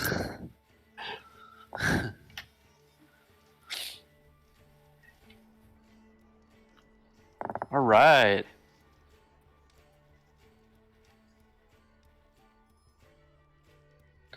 Just got kidnapped by. Yeah, almost Gee, none of bunch. my spells that I stocked are utility spells, so this is difficult. I took all of the bolster my allies and don't die spells. I think in this case, that was probably a pretty good idea. Considering what happened. Yeah, I just haven't been very useful up till now, and now I'm unconscious, so. Mr. DM, Yes. so since she keeps her spell components in her utility pouch, can I use a turn to look for one of her spell components? I don't see why not. That makes sense. If that's okay, like, I don't want to violate. No. I think that she would be laying next to you anyway, so it would make sense having not been noticed if you would go up and like try to like pick her pockets and stuff and get what you need to get out of that situation. That sounds like a very fine thing to do. I am doing Yeah. it carefully. I feel like he is a prudent man. Calathil's a very. It's going to require an investigation and maybe a sleight of hand. So, but I like that better. Not a sleight of hand, is stealth. Excuse me. Yeah, Calico is very ask for forgiveness, not permission in emergency situations kind of person. I think if I would know that. I feel like we're at a level where like I am about to like also my next turn hopefully like play it off as you are knocked out and I'm strapping your wrists together, woohoo, and I'm hoping when you come to, you'll go with it. But like, I feel like anyone on our party would be like, yeah, that's a typical day. Yeah. That might be an insight check for Cal when she wakes up. Fi, you betrayed us. That's a future problem.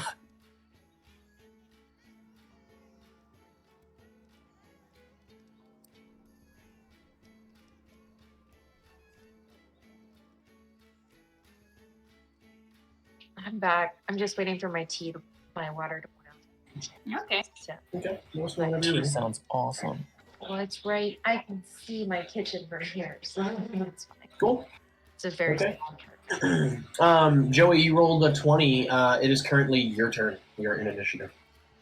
Okay, so are they all above?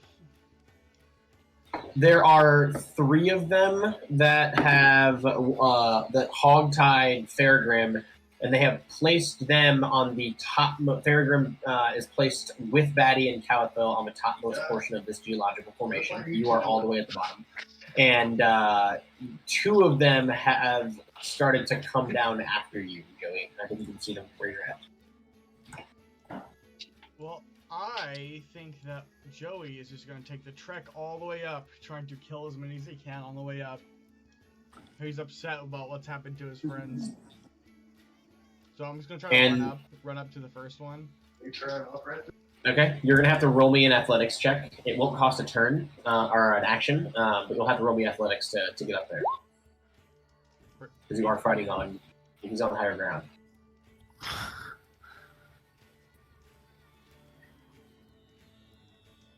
I think you are unable to vault yourself up onto the side of this ledge right now.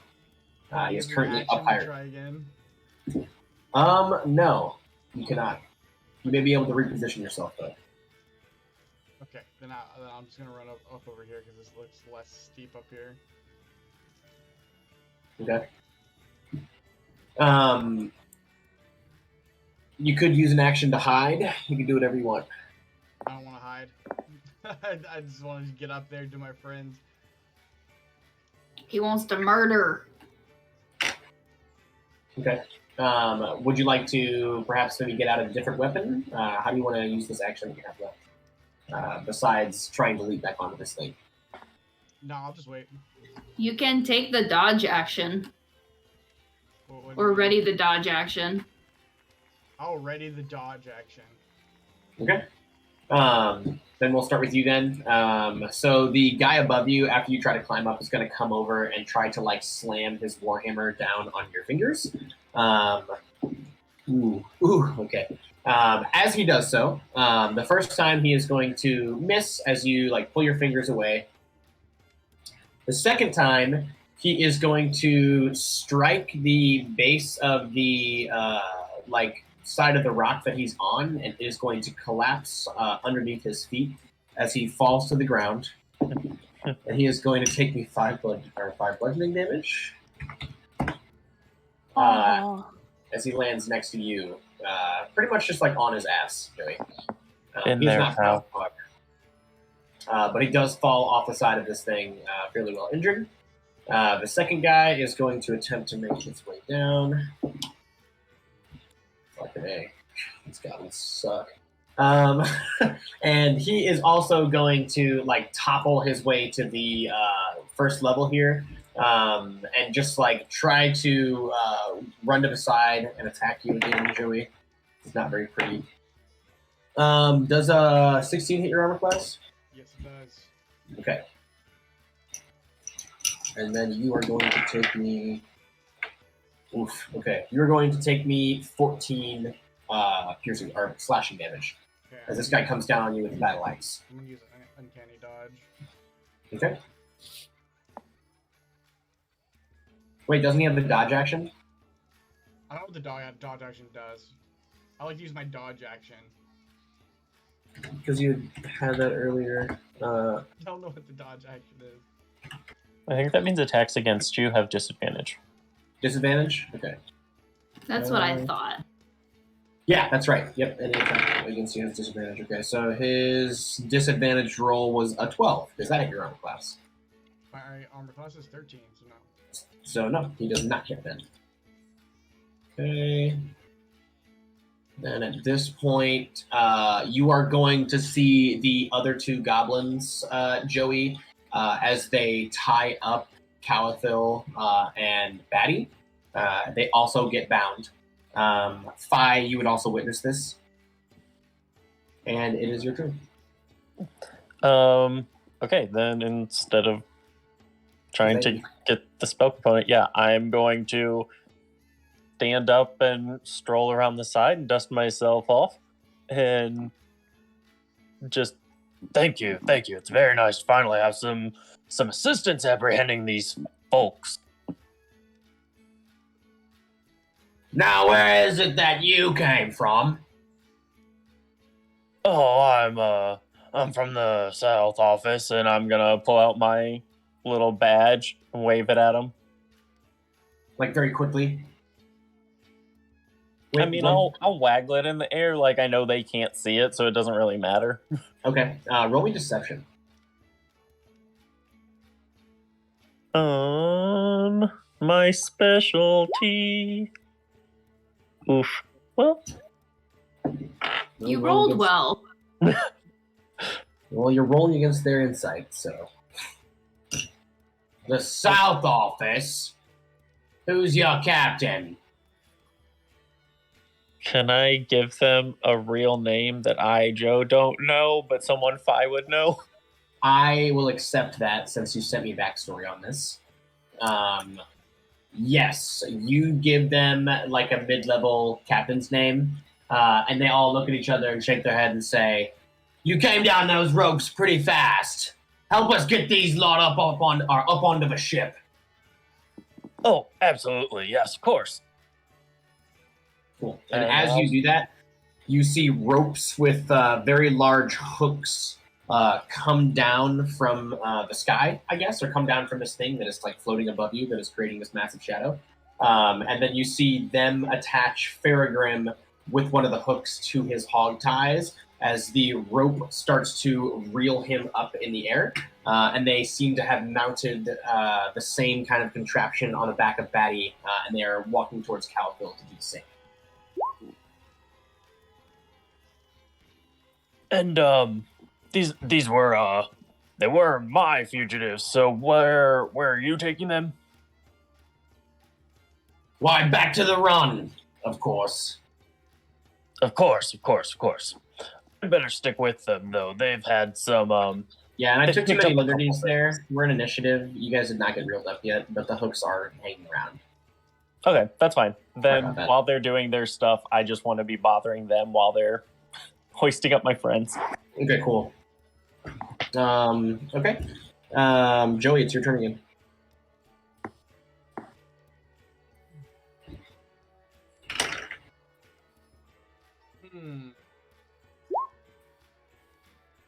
Can I see what's going on up there? Yes, you would have noticed it. Okay. Wait, you're allowed to use a bonus action before you use your main action, right? Yeah. I'd like to use my bonus action to disengage.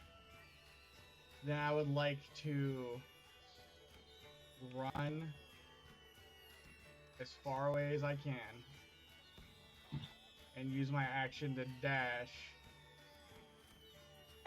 so I can get 60 feet away behind this area. I go on slow down. Okay. Is that going to end your turn? Yes. Okay. So Joey bails out. Okay. And these two guys are going to pursue you to the best of their ability.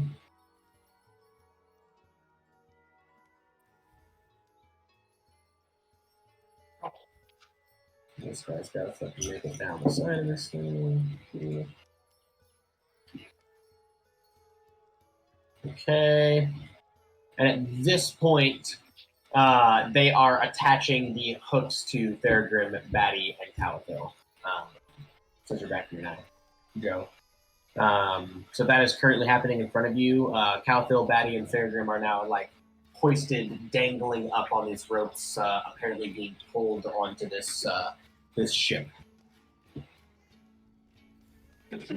I'm gonna grab onto Batty's ankles before they're out of reach. Jesus. Okay. Roll me for strength.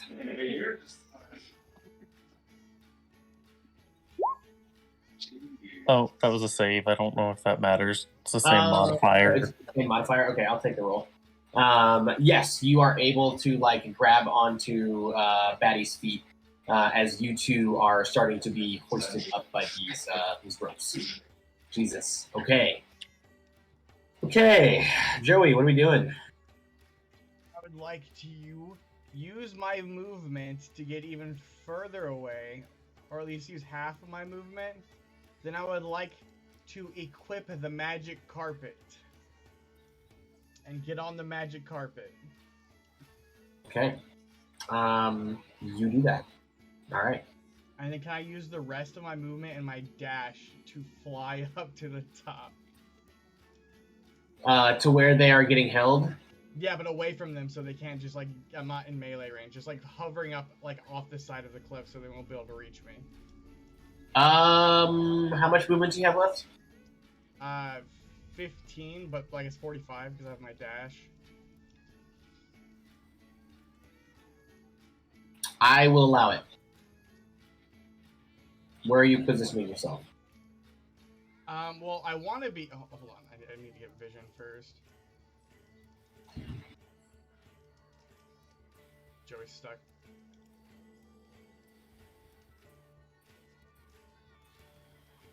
Sorry, one second. Oh, you gotta get on the other side of it. Sorry. Yeah. I'm dealing with Roll20. It's super slow too, so it's like. Okay, like over here-ish, but like above the side of the cliff. You know what I mean? Okay, so like how high above the side of the cliff? Just like 5 feet up ish. You know what I mean? Okay. Yeah, for sure. And like 7 feet away or something. Just so Cool. they Is that gonna to like walk up in it and hit me with their weapons? Yeah. Then I don't have any more actions. All right, cool. So you're gonna be sitting there floating on the flying carpet, and as you do that, as Calico, Fatty, Farragrim, and Fi are now being, I guess, and Joey. At this point, we're gonna say Joey got knocked out too because I forgot about all that. Or Yosef. Yosef, sorry. I confused myself. Sure. Anyways, yeah, they are all being like reeled up onto this thing. They're all probably about like 15 feet up in the air right now, so they're a little bit higher than you are floating, Joey. And the bottom-most goblin is going to look up and see you floating in the air and say, "Hey, who's that there? Make sure he gets shot down!" And then you're going to see all 3 of them draw bows out, but they had their swords out in the first place, so that's going to be their action. You're also going to hear the clatter of some other goblins trying to scale the side wall in an attempt to get back up to the topmost portion with the other goblins, mumbling something about, we don't want to miss the ride. We'll be stuck here another 2 weeks until somebody activates that trap. Okay. Fi, it's your turn, technically. I mean, I'm dangling there. I'm not letting go. Like, if they're going to take people, I have no other plan. At this point, this seems like the quickest route into like Goblin the little Run. kitten on the poster hanging in there. Okay. And Joey, what's our plan here? I probably am just yelling about how these are, like, I'd been tracking them and just making things up, kind of. Being vague, but kind of honest, because, I mean, we have done some things that could be framed that way. Okay, so they're getting hoisted up by a rope, right? Yes. I would like to fly my magic carpet and attempt to cut the rope. Okay. Oh no. So we're gonna fall 15 feet. Oh wait, are they hanging 15 feet in the air? They're about 15 feet in the air right now. And okay, what is the contraption that's lifting them? There are ropes up on the sides of this like dark shadow that's above you. The bottom of it seems to resemble like the hull of like a boat of some kind. Let's see. The ropes themselves just kind of disappear up onto it though, so you can't see the actual source of them.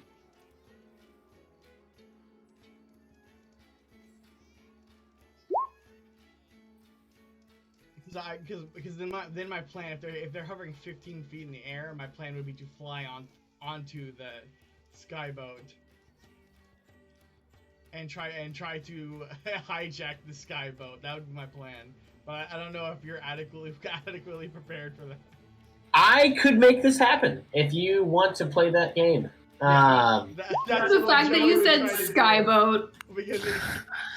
Because Joey wouldn't like want to cut them down and then like have them die from fall damage. We wouldn't die, but it would hurt. But I don't know if Joey would know that, so I'll shut up because I'm unconscious.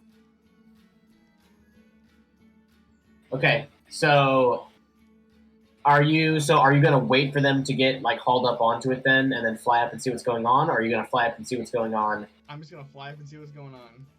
Okay. Okay, roll me a dexterity saving throw.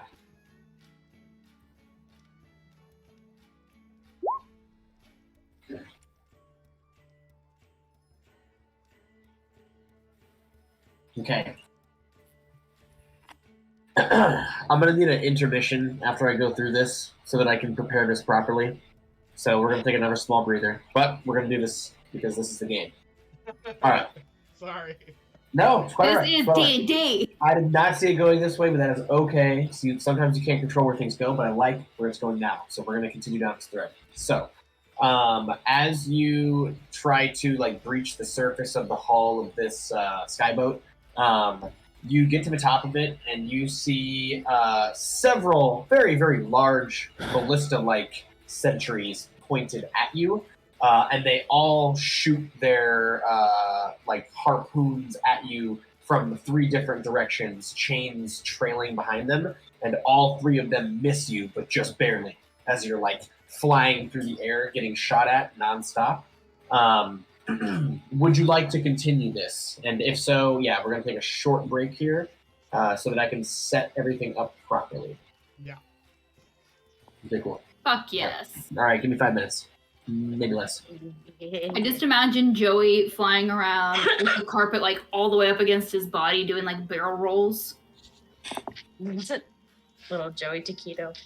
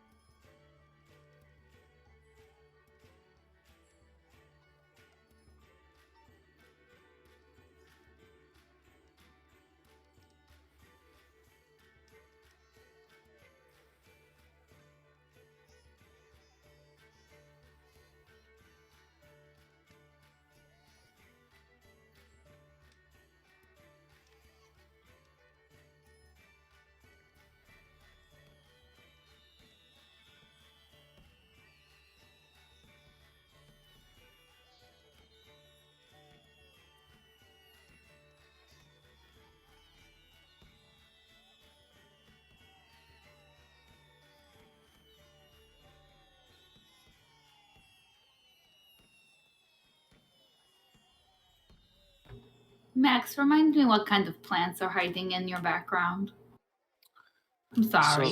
Oh, you're good. There's some kind of well, there's 2 pothos on the top, and then those are the 2 monsteras you gave me as seedlings. That's wild. Yeah, they're huge. I need to pot them up again.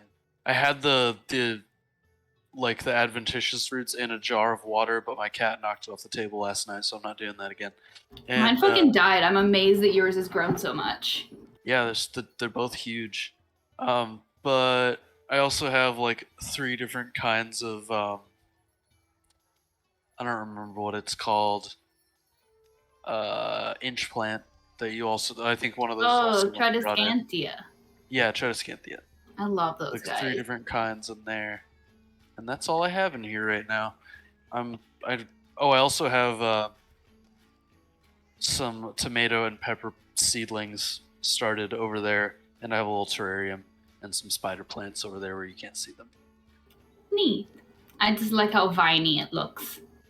It's I want my whole house to be much more jungle-fied. Me too, but There's- Trevor protests. There's I my don't little. protest. I let you buy as many plants as you want. We have like, how many plants do you have? At least 50? I mean, if you wanted me to count them. Do duplicates count? Yes. Yeah. Oh, Contain- No. shit. Well, then I've got like 4 or 5 pothos, so that sucks. But they grow so fast. They do grow so fast. I think I need to either repot these or just like trim them back and then trim the roots and then start fertilizing them. Cause This that's what I one's was gonna do delish. today. I had to walk this morning. Or I had to work this morning. The Hoya That's nice. australis. Oh hell yeah! Pretty. Very I have a cool. Hoya downstairs that's been rooting out in water for way too long. It's probably not gonna take if I try to plant it. You could always do leca. Huh? I said you could do leca. Is that where you just fertilize the water that's sitting in? Yeah, and they're like little clay balls. Yeah, they're like those little puffed, like expanded lava rock balls, and then you just Yeah. add a little bit of fertilizer to the water.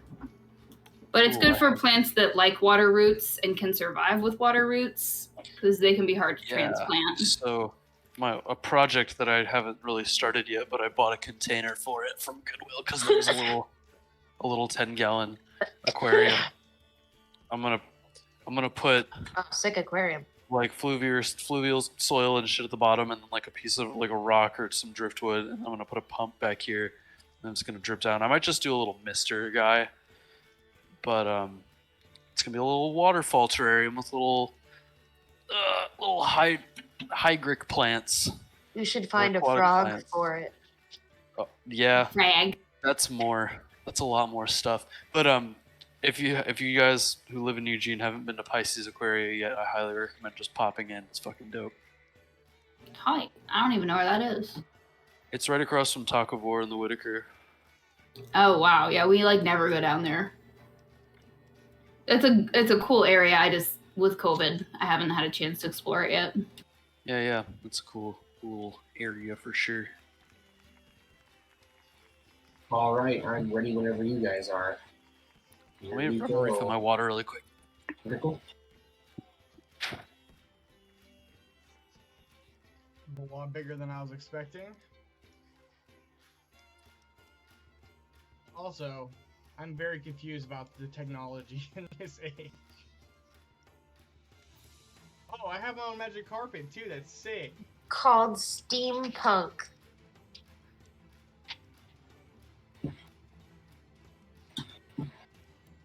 I don't see anything. I'm gonna have to refresh this. Well, yeah. The Or people am who are I? Is it asleep- because I'm passed out? Yes, the people who are Okay. asleep are not going to be able to see the currently. Okay.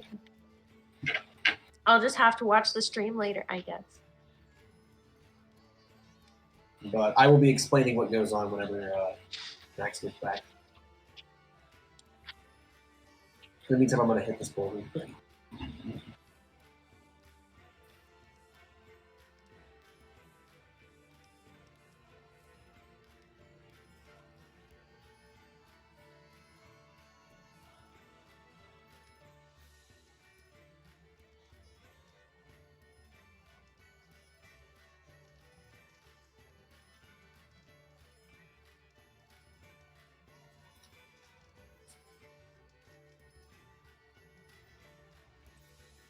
All right, Max, are you back?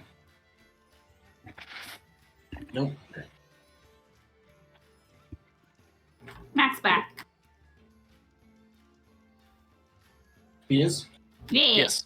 I'm back. All right. Let's jump into this then. Okay. Everyone who is currently unconscious will not be able to see anything right now. And there is a reason for that. So just give me a moment. We'll get to that. 5. Go ahead and roll me a perception check.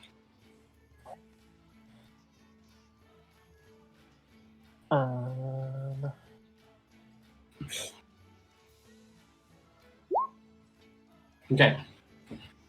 As you are like hoisted up onto the deck of this airship, you notice that there are rather large sails coming off of the side and top of this thing.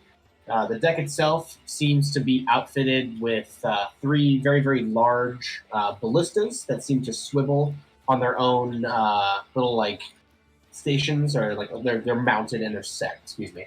The entirety of the crew appears to be of goblin kind, and the most ornate of all of them is dressed and at the helm currently.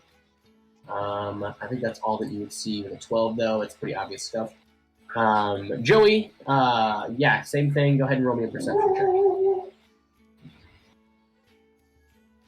Oh, I just heard a pit bull. Yeah, that was a Dano. He's got back from a walk.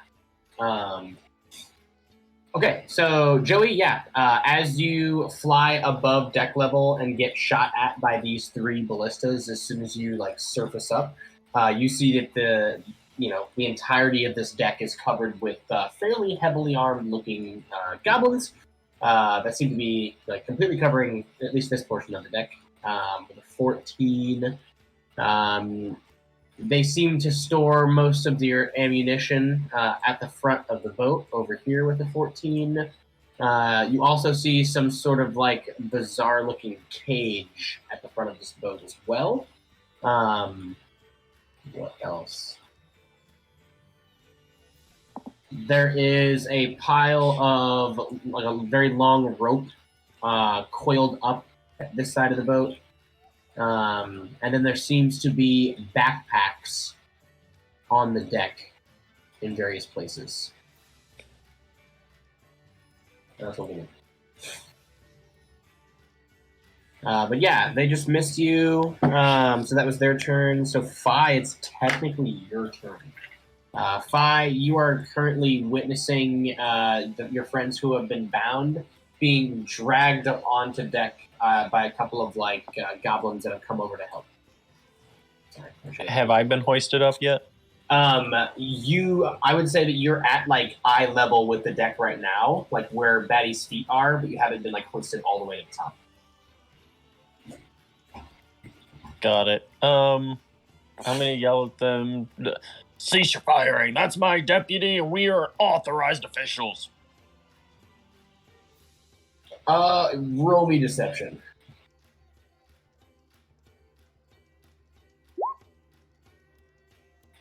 Okay, let's see how this goes. Okay. What do you mean you're authorized? Who authorized you? You heard about this? He's gonna turn over to the goblin next to him, who's gonna say, I don't know, but you know, Grogabunch, everything's gotta be knit and tight, no mistakes. Who sent you? You know, I could answer your questions a lot more conveniently if I were not dangling, above my death. Okay. At this point, it is still your turn, so they can't necessarily hoist you up right now, but they don't seem to disagree with that notion. But also, that's probably like it for a round. Yeah, for an action. Okay. Joey, it's going to be your turn now, though. I just want to give you that opportunity. Would I have heard any of that conversation? I don't think so. I think it's probably pretty loud with the wind in your ears right now. I think you would just see, like, Fi just kind of, like, maybe moving his hands and, like, talking to these 2 goblins that are hoisting your friends onto the deck. Okay, I guess is okay. Can I assume that the area on top of the sails is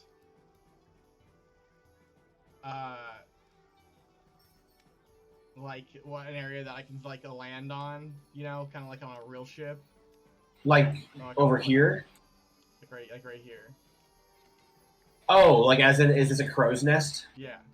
How did I know that was going to be asked? Yeah, fine, it's a crow's nest. I would like. I'm not having this argument with this party anymore. It's a very small one, though. There's always a crow's Always nest. a crow's nest. I would like. Does an airship really need a crow's nest? I would like to land on the crow's nest. And oh, I can't hold on. And yeah, get off the magic carpet and stow the magic carpet. Yes. Roll me for dexterity, though. Dexterity save. Or no, how about roll me for acrobatics? Okay. Man, you got good modifiers for this stuff.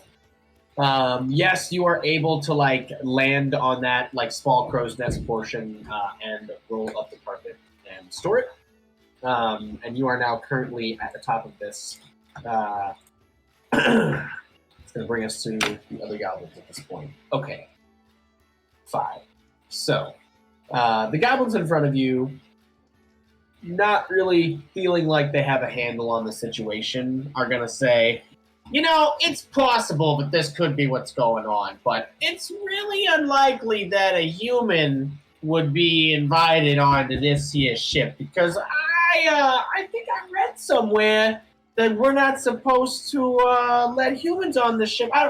Silgook, why don't you get down here? We need some clarification. At this point, the goblin at the helm of the ship is going to walk down his 30 feet, almost all the way over to, I guess, like below where you're at, Joey, to try to talk to the other goblins at this point. Let me see here. There's so many. Your Calathil, Faragrim, Batty, are those the only people asleep right now? Oh, and Yosef. They are going to be carried to the middle of the deck and then brought below deck at this point by a group of about 4 other goblins who just take them into the ship itself. Joey, or 5, sorry, 5. It would be your turn. And so as they are hauling them away, am I just like prone on the edge? Yeah, you have not been hoisted up yet. You asked if it was like agreeable, right? I'm going, yes, but like I am going to try to haul myself on in the meantime. Okay. And I won't make that an action. I'll just let you haul yourself on. That can be like some movement if it needs to be, or part of my movement. That's fine. We'll take 5 feet for that. But I want to be following them as much, like until someone is stopping me. Okay. Well, at this point, the goblin that walked down from the helm is going to stand in front of you and say, "Hold it there. Now, what is it that I'm hearing about clarification?" These were my fugitives. They were violating several health codes, and you all come along and just hook them up. If the beacon was fired, we collect whatever's at the beacon. That's the rule. That's no violation. They may have fucked up, but they're in our jurisdiction now. You didn't hear about the test? Come on, that was part of routine testing. Are you really that dumb? Roll me deception.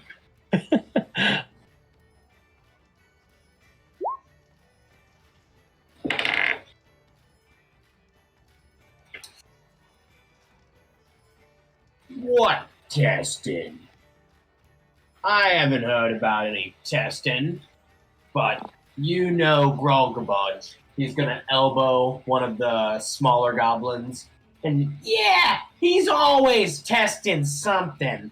Always trying to muck everything up for us in the air. Okay.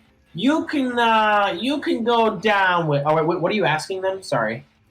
I want to stay with my fugitives, I guess. Okay, yeah, that's what I Like thought you were they're, asking. I don't. Yeah. Fine. You can make sure they get locked up tight. And they're going to usher you below deck at this point. 5. And I'll move you there next turn. Or at the beginning of next turn. So I give Joey one of those. It's like the shruggy emoji. Okay, and that was your turn, right, Fi? Yeah. Okay, I was gonna say, so it's Joey. You're up now. So are they no longer interested in me? Do they think I'm a party to this? They seem to think or have been convinced that you are privy to this inspection of some sort. Okay, I'll just sit. Okay, you're just gonna sit there? Yeah, Okay. I'll just sit. Alright. This is probably much safer than what I was thinking. Well, at this point, if you're just waiting, Fi is going to be ushered below deck.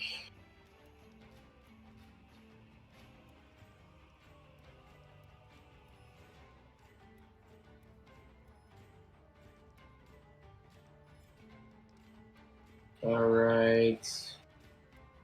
Cool. So they take you all the way below deck, and you are brought down a flight of stairs and led around a curved hallway where Faragrim, Batty, Yosef, and Calathil are thrown into a cage in the middle of the floor, all still asleep, all still knocked out. Surrounding the cage, there appears to be about 4 fairly heavily armed goblins. And they're bound and tied there, and you walk down and all new faces to greet. But it's your turn, technically, as the people who led you down there walk back up to the deck and out of the, what's it called? Top portion. So they're all just kind of chilling around here now. I mean, at the moment, I don't have a way to wake them up that I am aware of, so I am just going to, stay here to, hopefully clue them in as soon as they wake up. Cool. And then in the meantime, I'll give you guys vision, so it's not like you're playing in darkness.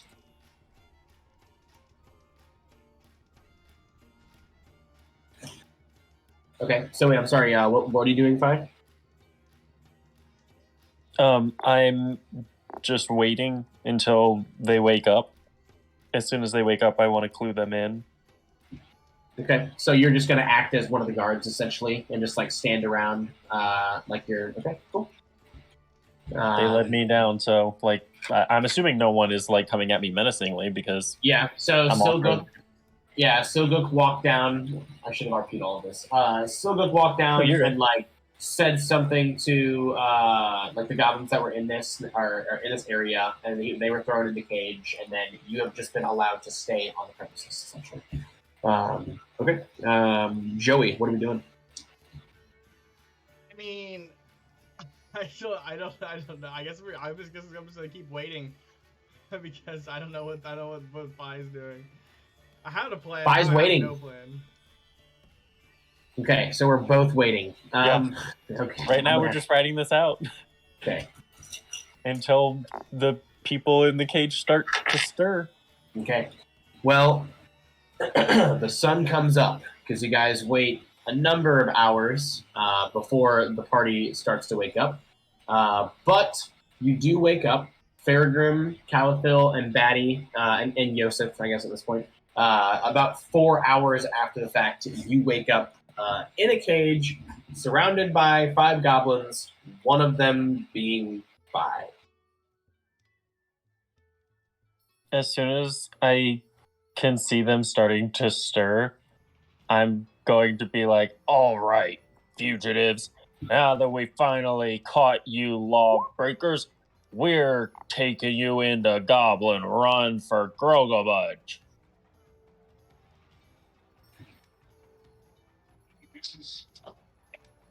The largest of the goblins is going to look over at you and say, "Still goading the prisoners, are we? It's always fun to poke and prod." And at this point, he is going to like inch the pommel of his warhammer through the bars and like get you in the ribs with it, Calathil, and just like prod you. Not do any damage, but just like fucking nudge you with it. She's biting the insides of her fucking mouth so hard. Because she knows that she hopes that Fi has some kind of plan and she's not going to try to fight them from inside this cage, but she's not fucking happy. Okay. Batty's gonna look for the hand signal. Yeah, and I'm going to say at this point we are no longer in any sort of initiative since they are not directly trying to attack anyone. So I just want to let the party try to figure out for themselves what the next step for the situation is. And let's check in with you first, Joey. Are we still waiting? Because you don't know what's going on below deck right now, and about 4 hours has passed. Yeah. Joey would still be waiting. Okay, cool. So he's just still on the top deck. All right, cool. Yeah, I'm cool with that. Bye. What's our plan? Team, what's going on?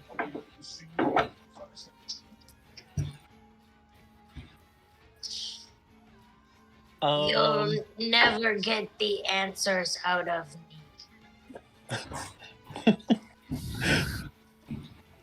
I like go to slap them with the mage hand, but like when it makes contact, it's just like a gentle caress. And Batty makes the Foley noise that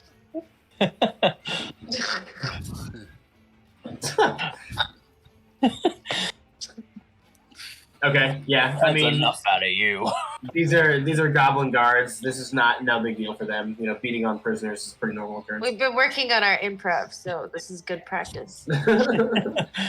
This is like quality theater to Fi.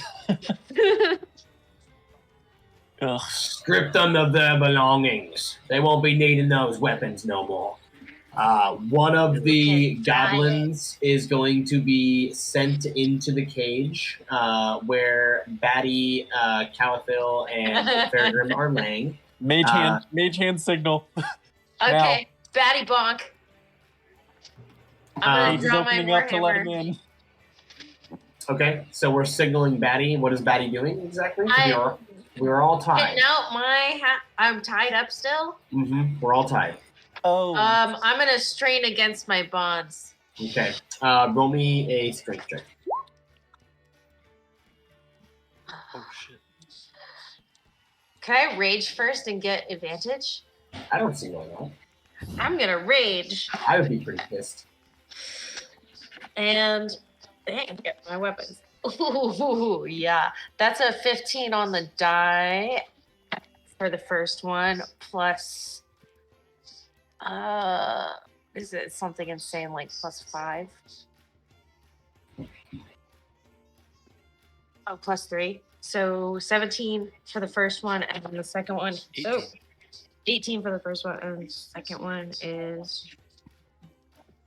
Against the rope? no. Against the Yeah. bonds. Yeah. Against the rope. That's what I got. A 17. That's 17 or an 18? 18. 18, that's what I thought. Yeah, with an 18, you are able to break the bonds on your hands, but not the ones on your feet at this point. All right, You've been like essentially hog tied, but you are able to break your hand bonds. that's fine. Is my halberd still strapped to my back? It is. They have not successfully taken your weapons yet. All right, I'm gonna draw that motherfucker. Okay, cool. As you do that, oh boy, the largest of them is going to say, "Grab that one. They've got something up their sleeve." Do I have a chance to cast a spell? So I'm going to say that this is a click moment. Everyone has one chance to do something, and we're going to enter initiative. That's where we're headed at this point. I'm I gonna draw- charge the cage entrance and try and bonk this guy. I Okay. dropped blindness deafness on the guy who was entering the cage. Okay. previously. Okay, Joey doesn't know what's going on at this point. He's still waiting up top. Fi, what are you doing? Wizard robe and wizard hat. There you go. I'm going to cast Oh. Incite Greed on all of the guards. Not the person going in the cage that Batty and Calthil are taking care of, but I want to Incite Greed to mesmerize literally every other guard in the room, because it says creatures I can see within range, so 30 feet. Cool. And you got a gem already. Yep, it's my sapphire pendant. Awesome. All right, let me get all these D20s out. That's always something you love to hear. Okay. Where's my... I'll take this.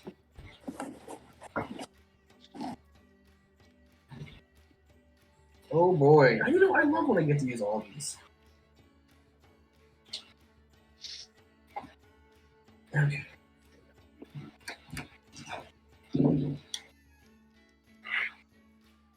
We got a 14, a 13, a 5, and a 7.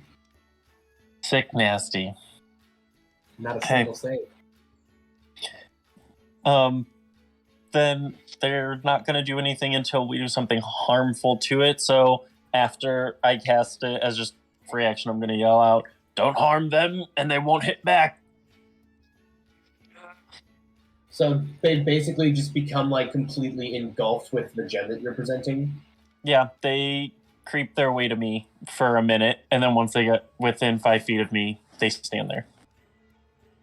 Now, So what's it's gonna that? suck. Yeah, they all just like kind of gather at you, and they're like, "What's that you got there? Is that what's that worth? Where did you find that? Huh? Where were you mining when you came across it?" And they're just gonna gather around you and get very, very distracted by the gem, and pretty much completely forget about the fact that Batty had gotten her hands free. Anyone else going to be doing something? You're charging Batty, but your feet are still bound, so it would be more of a hop. Okay, I'm gonna hop forward. You're going to Okay. caterpillar. I'm going to say you're going to be rolling with a disadvantage if you're trying to attack one of them. Okay, well, I rolled a 16 for the first one. Did he roll a wisdom save for the blindness deafness? Oh, that's right. The one that came in. You're right. It Yeah, would have because been, he might be blind. Yeah, it would have been this one to the left here. So let's stipulate that. And then wisdom save, you said? So sorry. No, Rolled- constitution save, I'm sorry. Constitution save. Okay. Well, he rolled a 15. That is my spell save. So I think that means he passes. I don't know if they have to go over the spell save.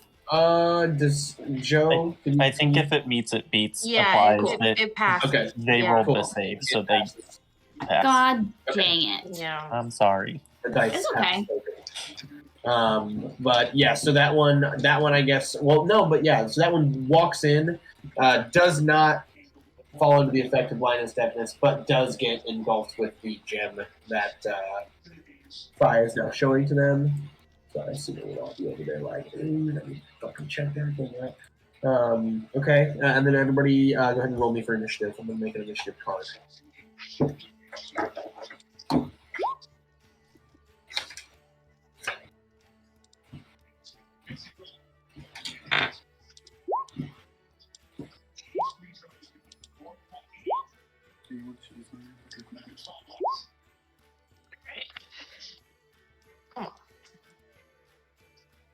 Forgot to select my icon, but there it is. Sorry,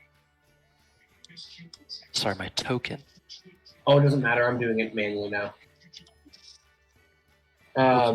Batty and Fi, go ahead and reroll for me. Okay.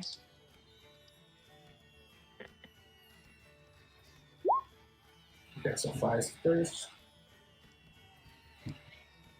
Where's... 1 second. I gotta reload. Roll20 is giving you the business. It totally crashed on me a second ago.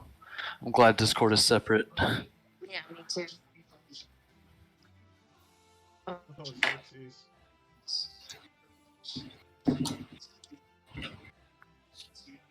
I gotta select my freaking token.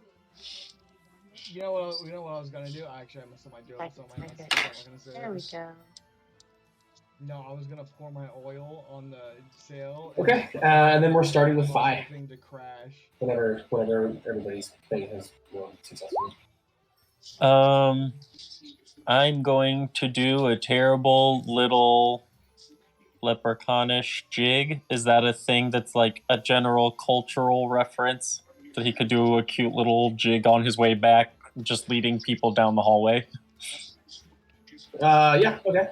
I don't know where I'm going, and I'm not trying to go up the stairs. I'm just trying to pull them away from the cage, like at least give people room. Okay. Yeah, they line up following you. And you're like, they're like, oh yeah, I want to see what this thing looks like in the light. Yeah, the best part is you're not even going to notice that I don't have a plan. I'm just going to like look back at everyone. Oh. Okay. But now at least they can get out of the cage. That ends Phi's turn. Betty, it is your turn. All right. Did the guy actually unlock the cage before he left? Yeah, they left it wide open. Yes. Okay, then I'm gonna use my action to free my feet and then free Farragrim, if I may. Okay. Yeah, I mean, you're just in like ropes and you have all your equipment, so I assume that you cut them. Yeah, I will allow you to free Farragrim too. That's fine. Stand up. Okay, and then it's gonna be their turn. Do they get to re-roll for this wisdom save, or it just has a 1 minute left? It's a good question. I don't know. At the end of each of its turns, an affected creature can make a wisdom save if it exceeds the effect ends. Okay, at the end. Yeah, at the end of its turn. Okay, cool. Well, these targets are going to spend their turn like groping at the gem that you have, Phi, attempting to like grab it. Are you leading them up to the deck at this point, or are you just kind of standing in the hallway over there? Nope, I want to just leave it down in the hallway. Okay. I don't want to draw any more attention from up there.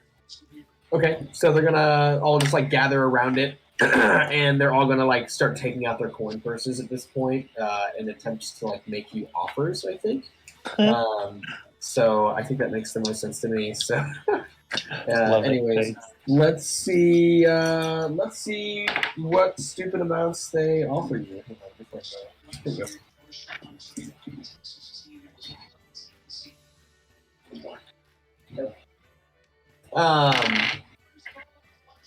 First guy's going to offer you 46 silver pieces.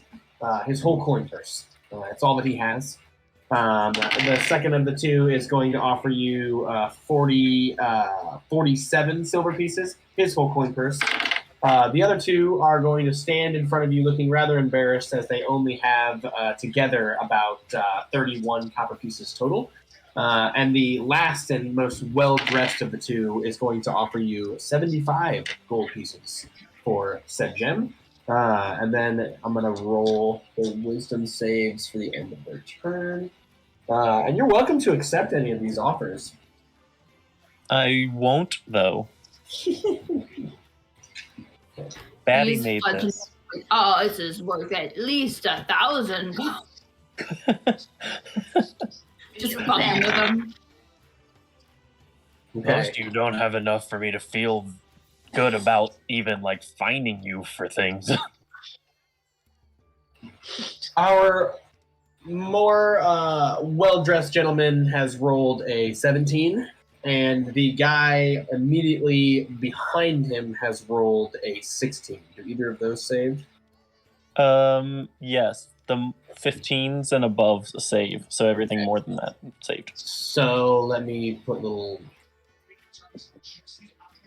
purple dots on the people who did not save, so you know who is under the effect. Okay, so two in the middle are not currently under the effect, and they just kind of start like shaking their head, confused because it's the end of their turn. They can't do anything, and they're just realizing it. Okay, Farragrim, it's your turn.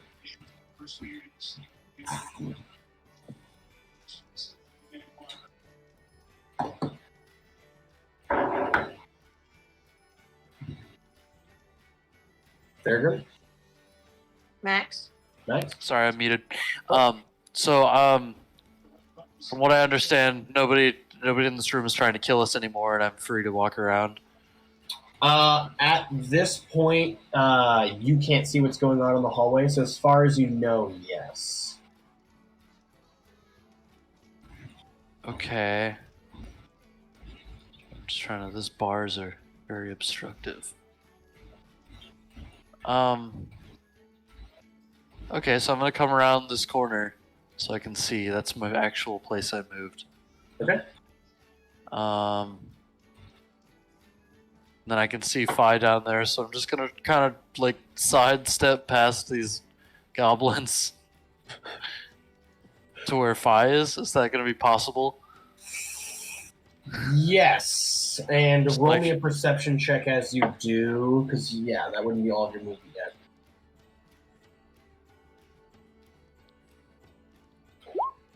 Wait, you said perception? Yes, I did. Yep. Okay. You notice that the two in the middle, when you move past them, are like shaking their heads and have like a very confused and like startled look on their face as you walk past them. Yeah, but you do that. At this point, is that going to end your turn, or do you got anything else? I'm just gonna get within 5 feet on the other side of Phi, if I can. Okay, and yeah, you With can my do that. shield out and shit, ready Calico, to react. it's your turn. Thank you, I'm a squishy boy. I think I'm also gonna hold my attack. Okay.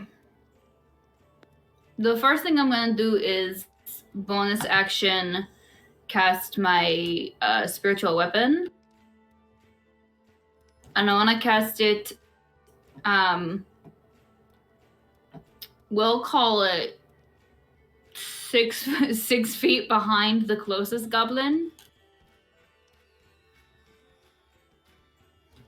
So not within range of hitting it, but within range that if it moves this way, maybe it'll run into it. I don't know. And then I guess I'm going to use my action to try to free myself. I'm not very strong. I don't know if I can try to untie the ropes with my mouth. It can help you next turn if you don't get out. I just feel like I have to at least try because there's nothing else I can really do this turn. Yeah, I mean, I think you could struggle against your bonds. Do you wear armor on like your wrists or anything on your hands? No, but she wears a lot of jewelry. Yeah, so roll me for sleight of hand then. If you're like trying to use something on your person to like saw out your bonds. Yeah, she wears like a scale mail, so she could try to like rub it against her breastplate. Yeah, I think that you were successful in rubbing it against your breastplate because you were able to break your hand bonds with that struggle. Okay. Was that my full action? Yes. Okay. Then I guess I will wait. Because my feet are still tied together, right? Yes. Okay. Then I'll stay here. Okay. Joey, it's technically your turn. Yeah, I think it'd probably be fail RP if I made a move now, so I'll just keep waiting. Okay. Like Batman on top of the screen. Okay. Bye. It's back to you.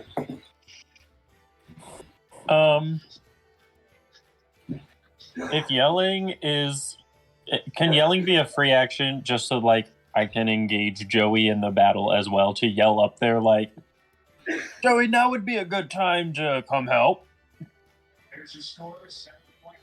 If you don't want to allow that, I'm still going to do it on my turn so we can come in next round. I'm gonna allow it, but I want to say that he is a full 2 decks above you right now. And I am aware that anyone else would have heard it, but at least it's neutrally framed. And this is a concentration spell, so I can't do anything else to maintain my insight grade on the 2. Oh wait, You can cast another spell, just not another concentration spell. Yes, I'm sorry. The other spells I would cast are concentration. Okay. Wait. What was the spell that you did cast? I'm sorry, I missed that. The Insight grade, the one that is there after my earring, that one is concentration, so I can't cast another concentration. Gotcha. So you're just gonna like try to. So I'm just gonna maintain that. Yeah. Okay. Okay. And then, shoot. Joey, roll me perception to see if you may have heard that. What happened? Oh, good. Good. Hit that stuff. Good. I think that you hear like a in the sound of Fia's voice from the top of the deck. Batty, it's your turn. All right, I'm gonna cut Cal's feet free. Okay. And I will cut Yosef free if he's awake. If he's not, I'm gonna throw him over my shoulder. Okay. I'm gonna say that he's awake. Okay, cool.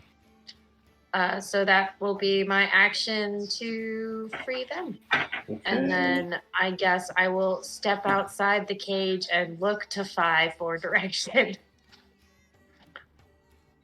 I think I'll hold the cage door open for the other two. Okay, you do that. And is that going to end your turn? Yeah. Okay. Thank you, Batty. Okay. Yeah. The guy in the second to front of you, Fi, is going to say, "Get out of my way, you idiot!" and shove one of the goblins to the side as he barrels his way down the hallway in an attempt to subdue you, Fi. And he's going to say, "What have you done?" And roll me a strength check as he tries to pin you.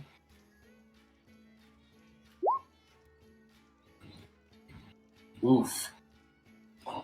He rolled a 15, and if it meets, it beats. So, so you are able to, like, wrestle him off of you at this point. The other guy behind him is going to be, like, shaking his head and turning around, and he's going to smack this goblin across the face and say, "Wake up, you idiot! What are you doing? We got prisoners escaping!" And he's going to try to, like, sneak behind this guy in an attempt to get at you, Batty. But the other guy is, like, overtly confused with what's going on, so he does not get a hit off on you. And he walks directly into Calphil's trap that has been set. Is that still there? Yeah, it lasts for a minute, so Okay. 6 rounds of combat. Cool, so go ahead and roll me the damage on that. Okay, it's going to be 1d8 plus my mod. Ooh, 11 radiant. Nice. Okay. Oh, plus 2 from my sickle, so 12. No, 13.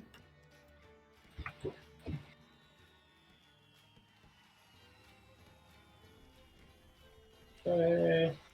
And then the other two are going to end their turn because they've already offered all of their money. I'm rolling for wisdom, and I got a 14 and 11. The DC's 15, right, Joe? Correct. All right, so they both fail, and they are still enticed by the gem. Thurigrim, it is your turn.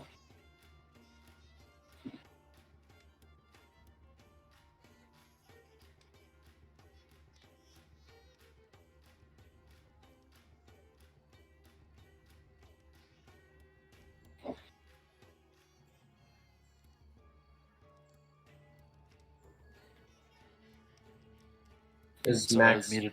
Oh, Goddamn muted. I cannot see fuck all. Or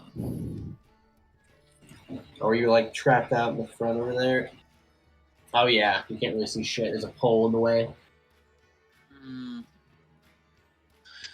Fi and 2 goblins are in my way. Should I just go upstairs? I don't know. It's a bad idea. Farragrim doesn't want to leave the room while there's so many potential adversaries and also my buds still in the cage room. Okay. So I don't know what to do. Shove them? I don't know. try to like charge down the hallway with your shield and like push them to the back of it? Yeah, that sounds like a good idea. Okay. Okay. Good old Yeah. shield bash. Yeah, shield bash. Okay, yeah, roll me a strength check. And I'll have the roll against you. Yeah. 22. Damn. Okay. We got a 4 and we got a 13. So they both fail. Sick. And yeah, I'll say you get half your movement speed to push them, so you can push them all the way to the back of that. Cool. And then I want to like push them off to the right side of that pole, just like there.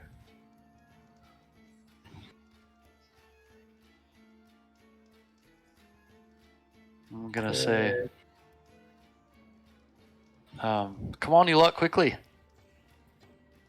And that was an action. So yeah. It's definitely an action. Caliphil, it's your turn. Wee! I am also going to exit the cave. And I think I'm just going to fire a guiding bolt at this guy right in front of Batty. Okay. And that's a dex save, right? Or is that a spell attack? That is a spell attack. Alright, cool. Dirty 20, 11 plus 9 to hit. So a 20? Yeah. Yeah, that's gonna hit for sure. And then roll Cool. for damage. Sorry. 40. No, you're good. 46 plus 2. So 11. 11. Oh, nice. And that was a guiding bolt.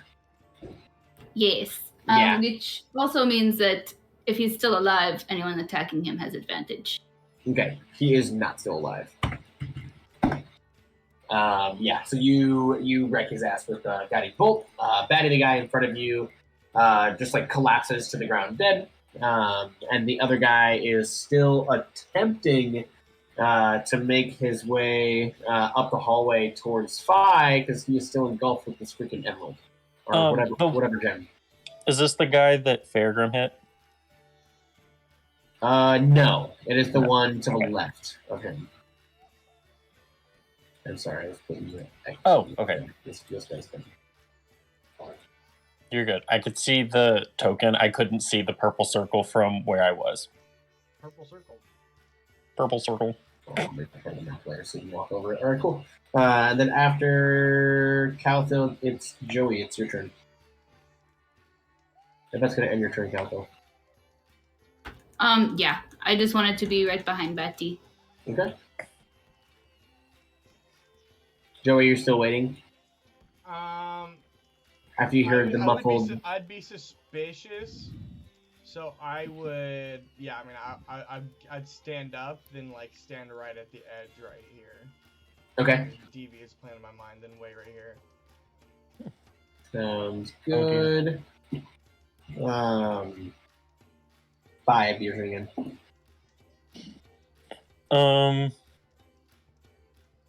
I'm gonna drop the spell. Since it's down to just one, we're pretty much taking care of business. Taking care of business. Okay. Yeah, I'm humming the Faerun version of that. And I'm going to, I guess, try to Ray of Frost the one to the left that was still enticed. Yeah. Okay. Is that a dex save? Oh, that's not a good roll. I don't. I'm pretty sure it's an attack. Ooh. Okay. Make a ranged spell attack. Oop. Get wrecked, someone. Sorry about you. Yeah. Oof. Okay. Go ahead and roll me for damage. I think it rolled 5. Okay. But at least I also got minimum on the... Yeah. Fairgrim, you are going to take us 5 full damage. Okay. As Phi accidentally hits you with his... Why do I have 42 health? That's fine. I am so sorry, Farragher. Get a little slippy thingy every now and then. Pew pew. Yeah. Batty, it's your It turn. does. Unless Fi has more movement. No, I'm done. I've done enough harm this round. Thank you. It's okay. Okay, so the guy in front of me Not is that much damage. dead. I'm gonna move forward to this guy who's facing away from me. And I'm gonna bop him. Bop Bop it. him. I'm gonna Hey, bop dude. him. That sounds Twist about right. it. Roll me a hit. Bop it. Pull That it. is a 15 to hit. Does that hit?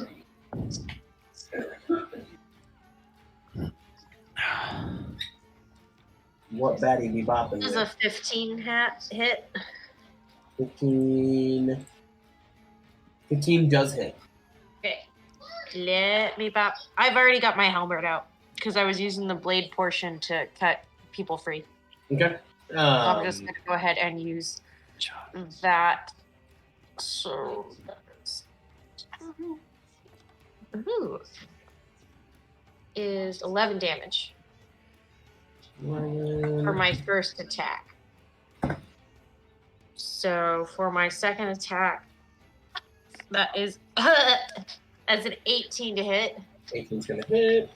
All right, and let's see damage. Oh, it's not as good. That's only 6 damage on the second one. 6. Okay. And then after that is the dudes. Okay. Batty, yeah, he's going to be real upset about that. And he's going to turn around and take a couple of pokes at you. Or actually just one poke at you. Does a 16 hit your armor class? Nope. Okay. He's going to miss. At this point, Farragrim, the guy in front of you. Oh, no, these guys have regained their senses already. He is going to pop off a close-ranged crossbolt shot at you. Bobolt. Does a 10 hit your armor class? I'm guessing not. Nope. It hits the shield, we'll say. Okay. From behind him, a large warhammer comes crashing over his shoulder. Does a 10 hit? No, it does not. Okay. Ting ting. Ting ting, nothing. Boom. Armor takes both of the blows. It's your turn, Farragrim. I've been swung on, so it's time to swing. It's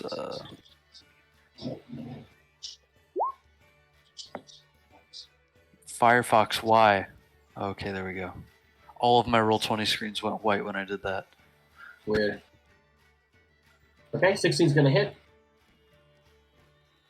Oh, Doing I'm gonna that. second attack. Oof.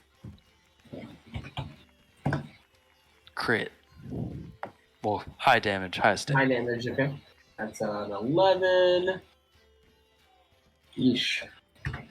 And those were stabs, but it's still slashing. Okay. For flavor, I was stabbing.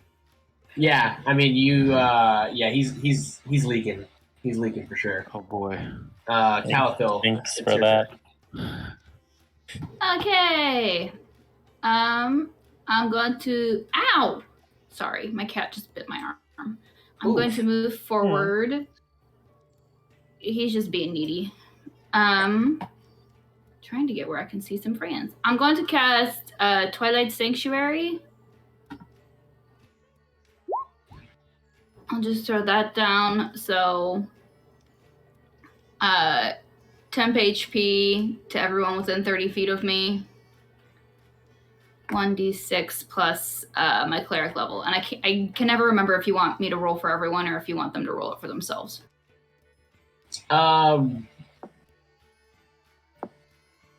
Just roll for everybody. That's way easier. Okay, so 11. 11 temp HP for my flans. Okay, thanks. Okay. And there's that. Yeah, pretty And- decent sized radius. So yeah, you. I got everybody.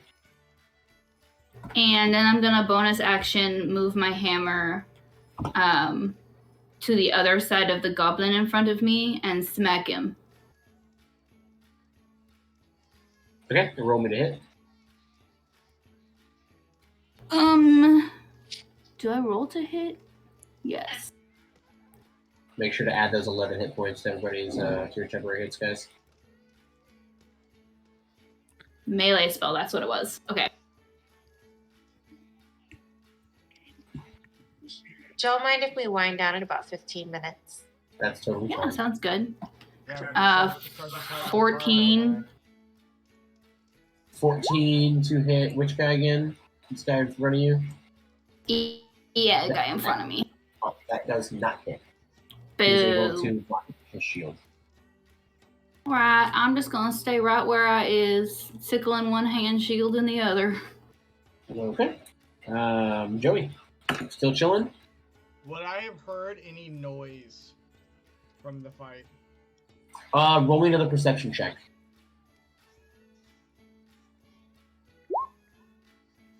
You did not. It's Nice. quite quiet on the deck of this airship. Then I am still chilling. Bye. Your turn.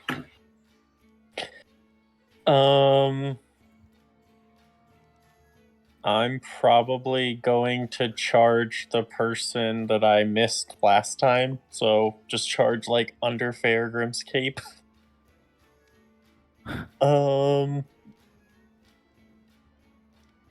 And I'm gonna Ray of Frost him on my way over there, I guess. I'm hoping that doesn't miss. Yeah, that does not miss. And which one are you aiming for again? Listen here. The blue one, yeah. Cool. 7 damage. Okay. Like your turn? Yes. Batty, you're up. Alright. I'm gonna put him again. Pop. Pop. Alright, that's 16 on the dice. Do you need me to add anything to it, or does 16 hit? 16 will hit.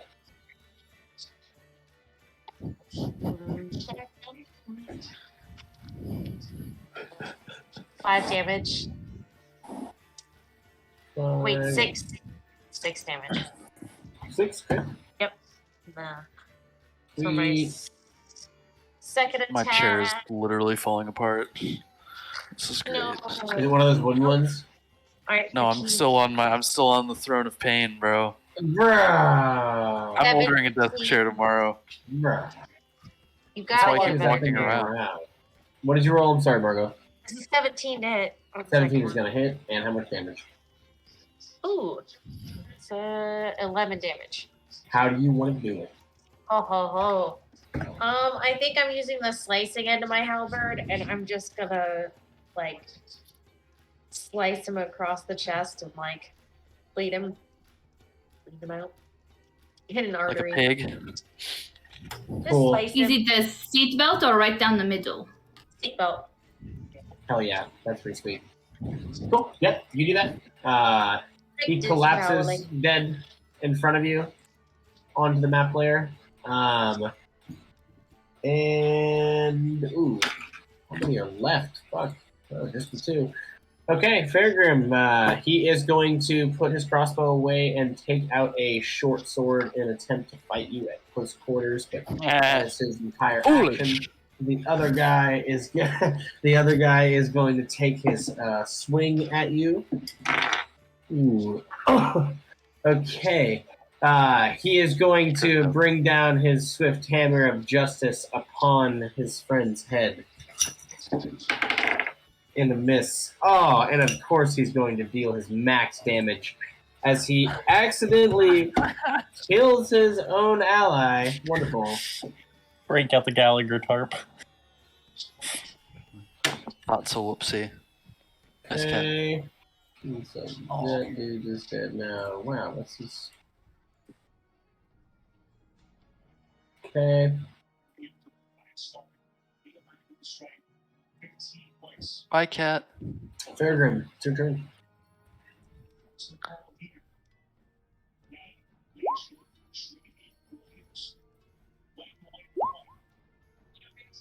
Well, that's one critical hit.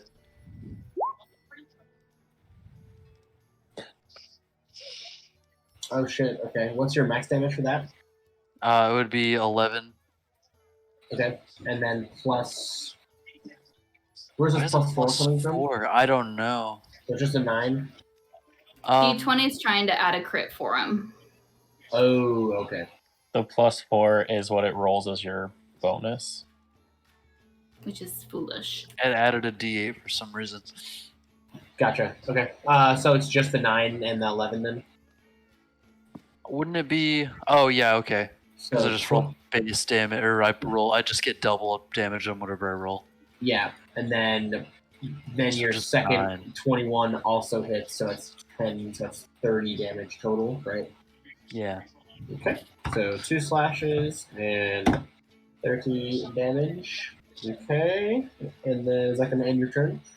Man, that dude's beefy. Yeah, I'm just gonna stay close to Phi so I can block, which I think Okay. I've been forgetting to do. Calco, you be up. Haven't been hit. Yeah. Okay, I'm gonna try to move down this way. Bonus action, move my hammer and smack him in the back of the head. Okay, roll me to hit. Oh, I'm not even adding my mods to that. That is not gonna hit. Okay, Joey, are we still waiting up there? That's a bonus action. Oh, it's a bonus action, so you still have an action. Yeah. Oh, cool. No, I'm sorry. So no, it's okay. Fuck, what was it? Oh, I was just gonna Sacred Flame, but I can't bonus action and cantrip on the same turn. Is that right? I think I so. can cast a spell, but it can't be a cantrip. Gotcha. Okay, that makes sense though. Okay, yeah, so no. Okay, then I will. I'll just cast Bless.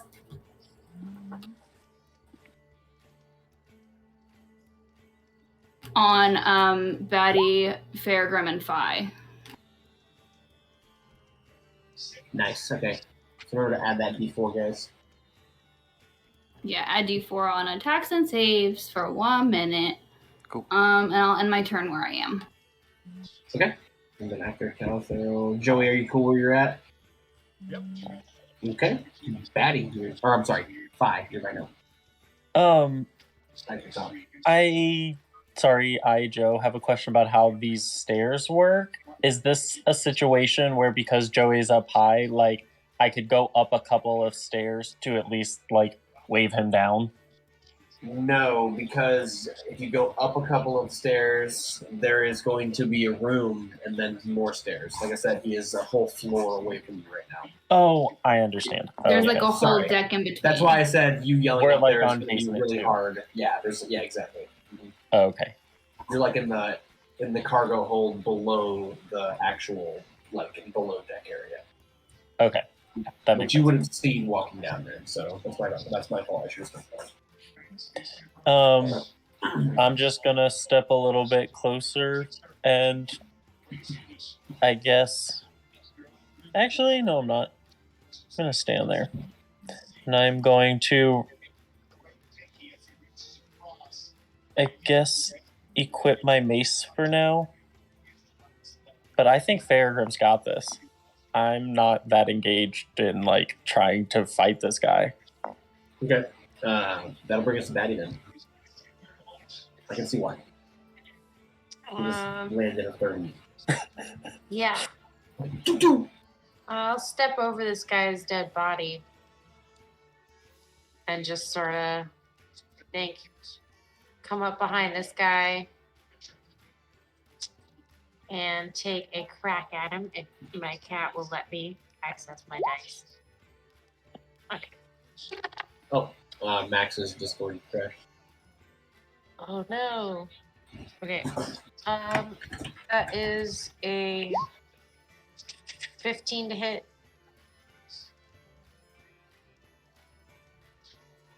15 for the big guy. That is not going to hit. I'm gonna do it. Okay, second attack. Wait, I can add it a D4 to Oh, that. you can add a D4 though. Yeah, add a D4. Yay. Perfect. Even I forgot. Jeez. Okay, that's a 2. 2. So it's a total of 17. That's 17. That does not hit.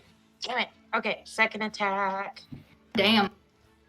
Oh, that's not gonna hit. That's 5. I whipped.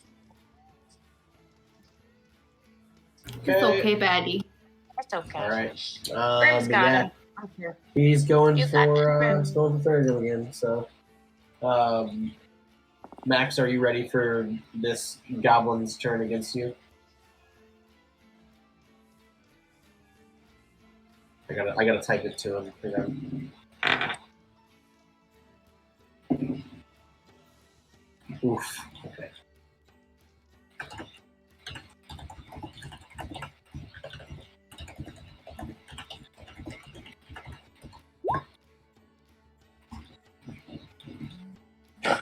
That's like the 4th time you've asked him that. I'm so sorry. Okay.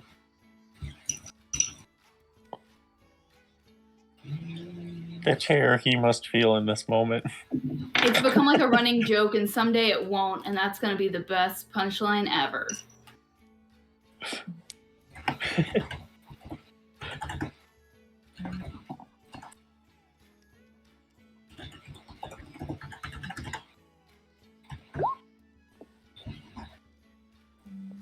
Okay, he's gonna take 11 bludgeoning damage.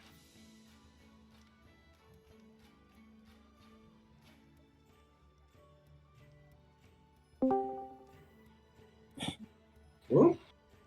All right, I'm back. Cool. I just typed it out too. Yeah, you're gonna take 11 bludgeoning damage as this guy clobbers upon you. That's gonna end his turn though. Third Grim, it is your turn now. Fucking swinging again. Do it again.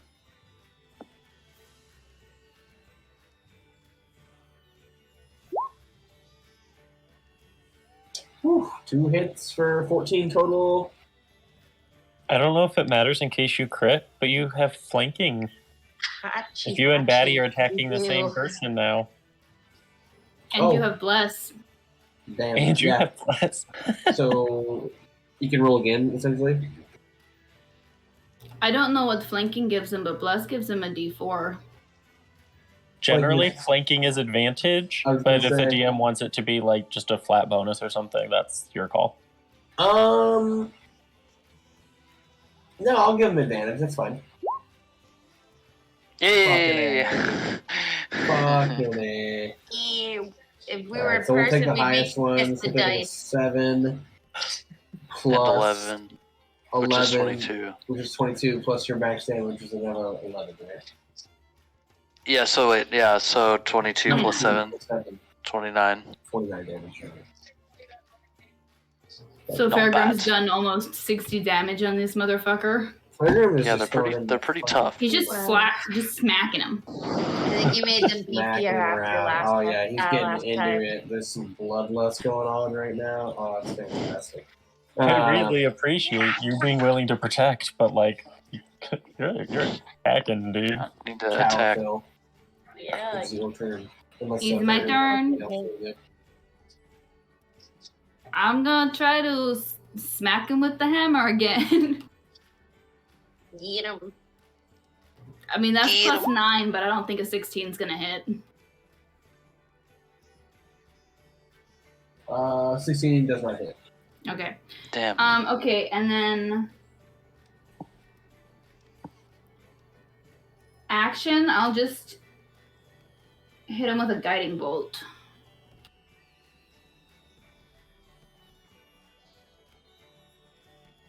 To find it. Oh, whatever. It's a D20. It's a range attack. And that's an at 1. Ooh, roll me for damage. I Shit, don't want to. I know.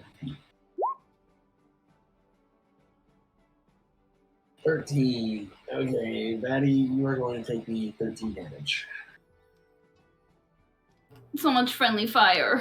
A lot of friendly fire this round. This is tight quarters, though. That does make sense in its own way. Ow! I Becky, guess God I am Ghost thank is you nice. for so the sorry. thank you for the temporary hit points. It helped with that. I only took Yeah, Bro, if Yosef was here, this whole thing would have gotten fireballed. giving someone a bandage and then shooting them in the bandage. Fireballs on a ship of any kind does We'd not end up sound being like a meat fantastic idea. comet. Can you imagine if all the player characters got killed because one person decided to blow up an airship? Meat It would Comet be- is the Yeah, name that'd of be my new crazy. punk What do you rock think about band. It'd I be would pretty roll up a new poetic for this character, group. and all they would ever talk about is that one bard who got his whole party killed.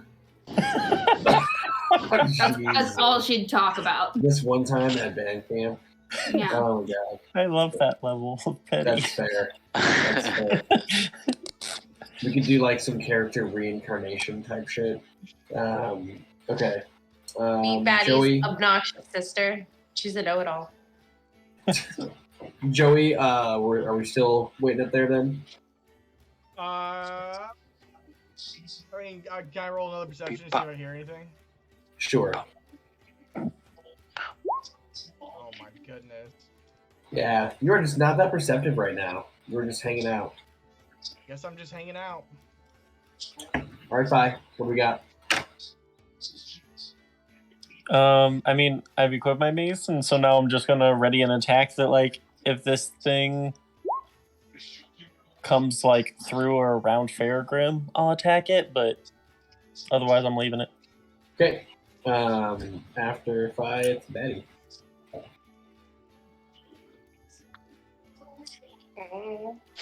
All right. I'm gonna take a swing at him. Where's my dice?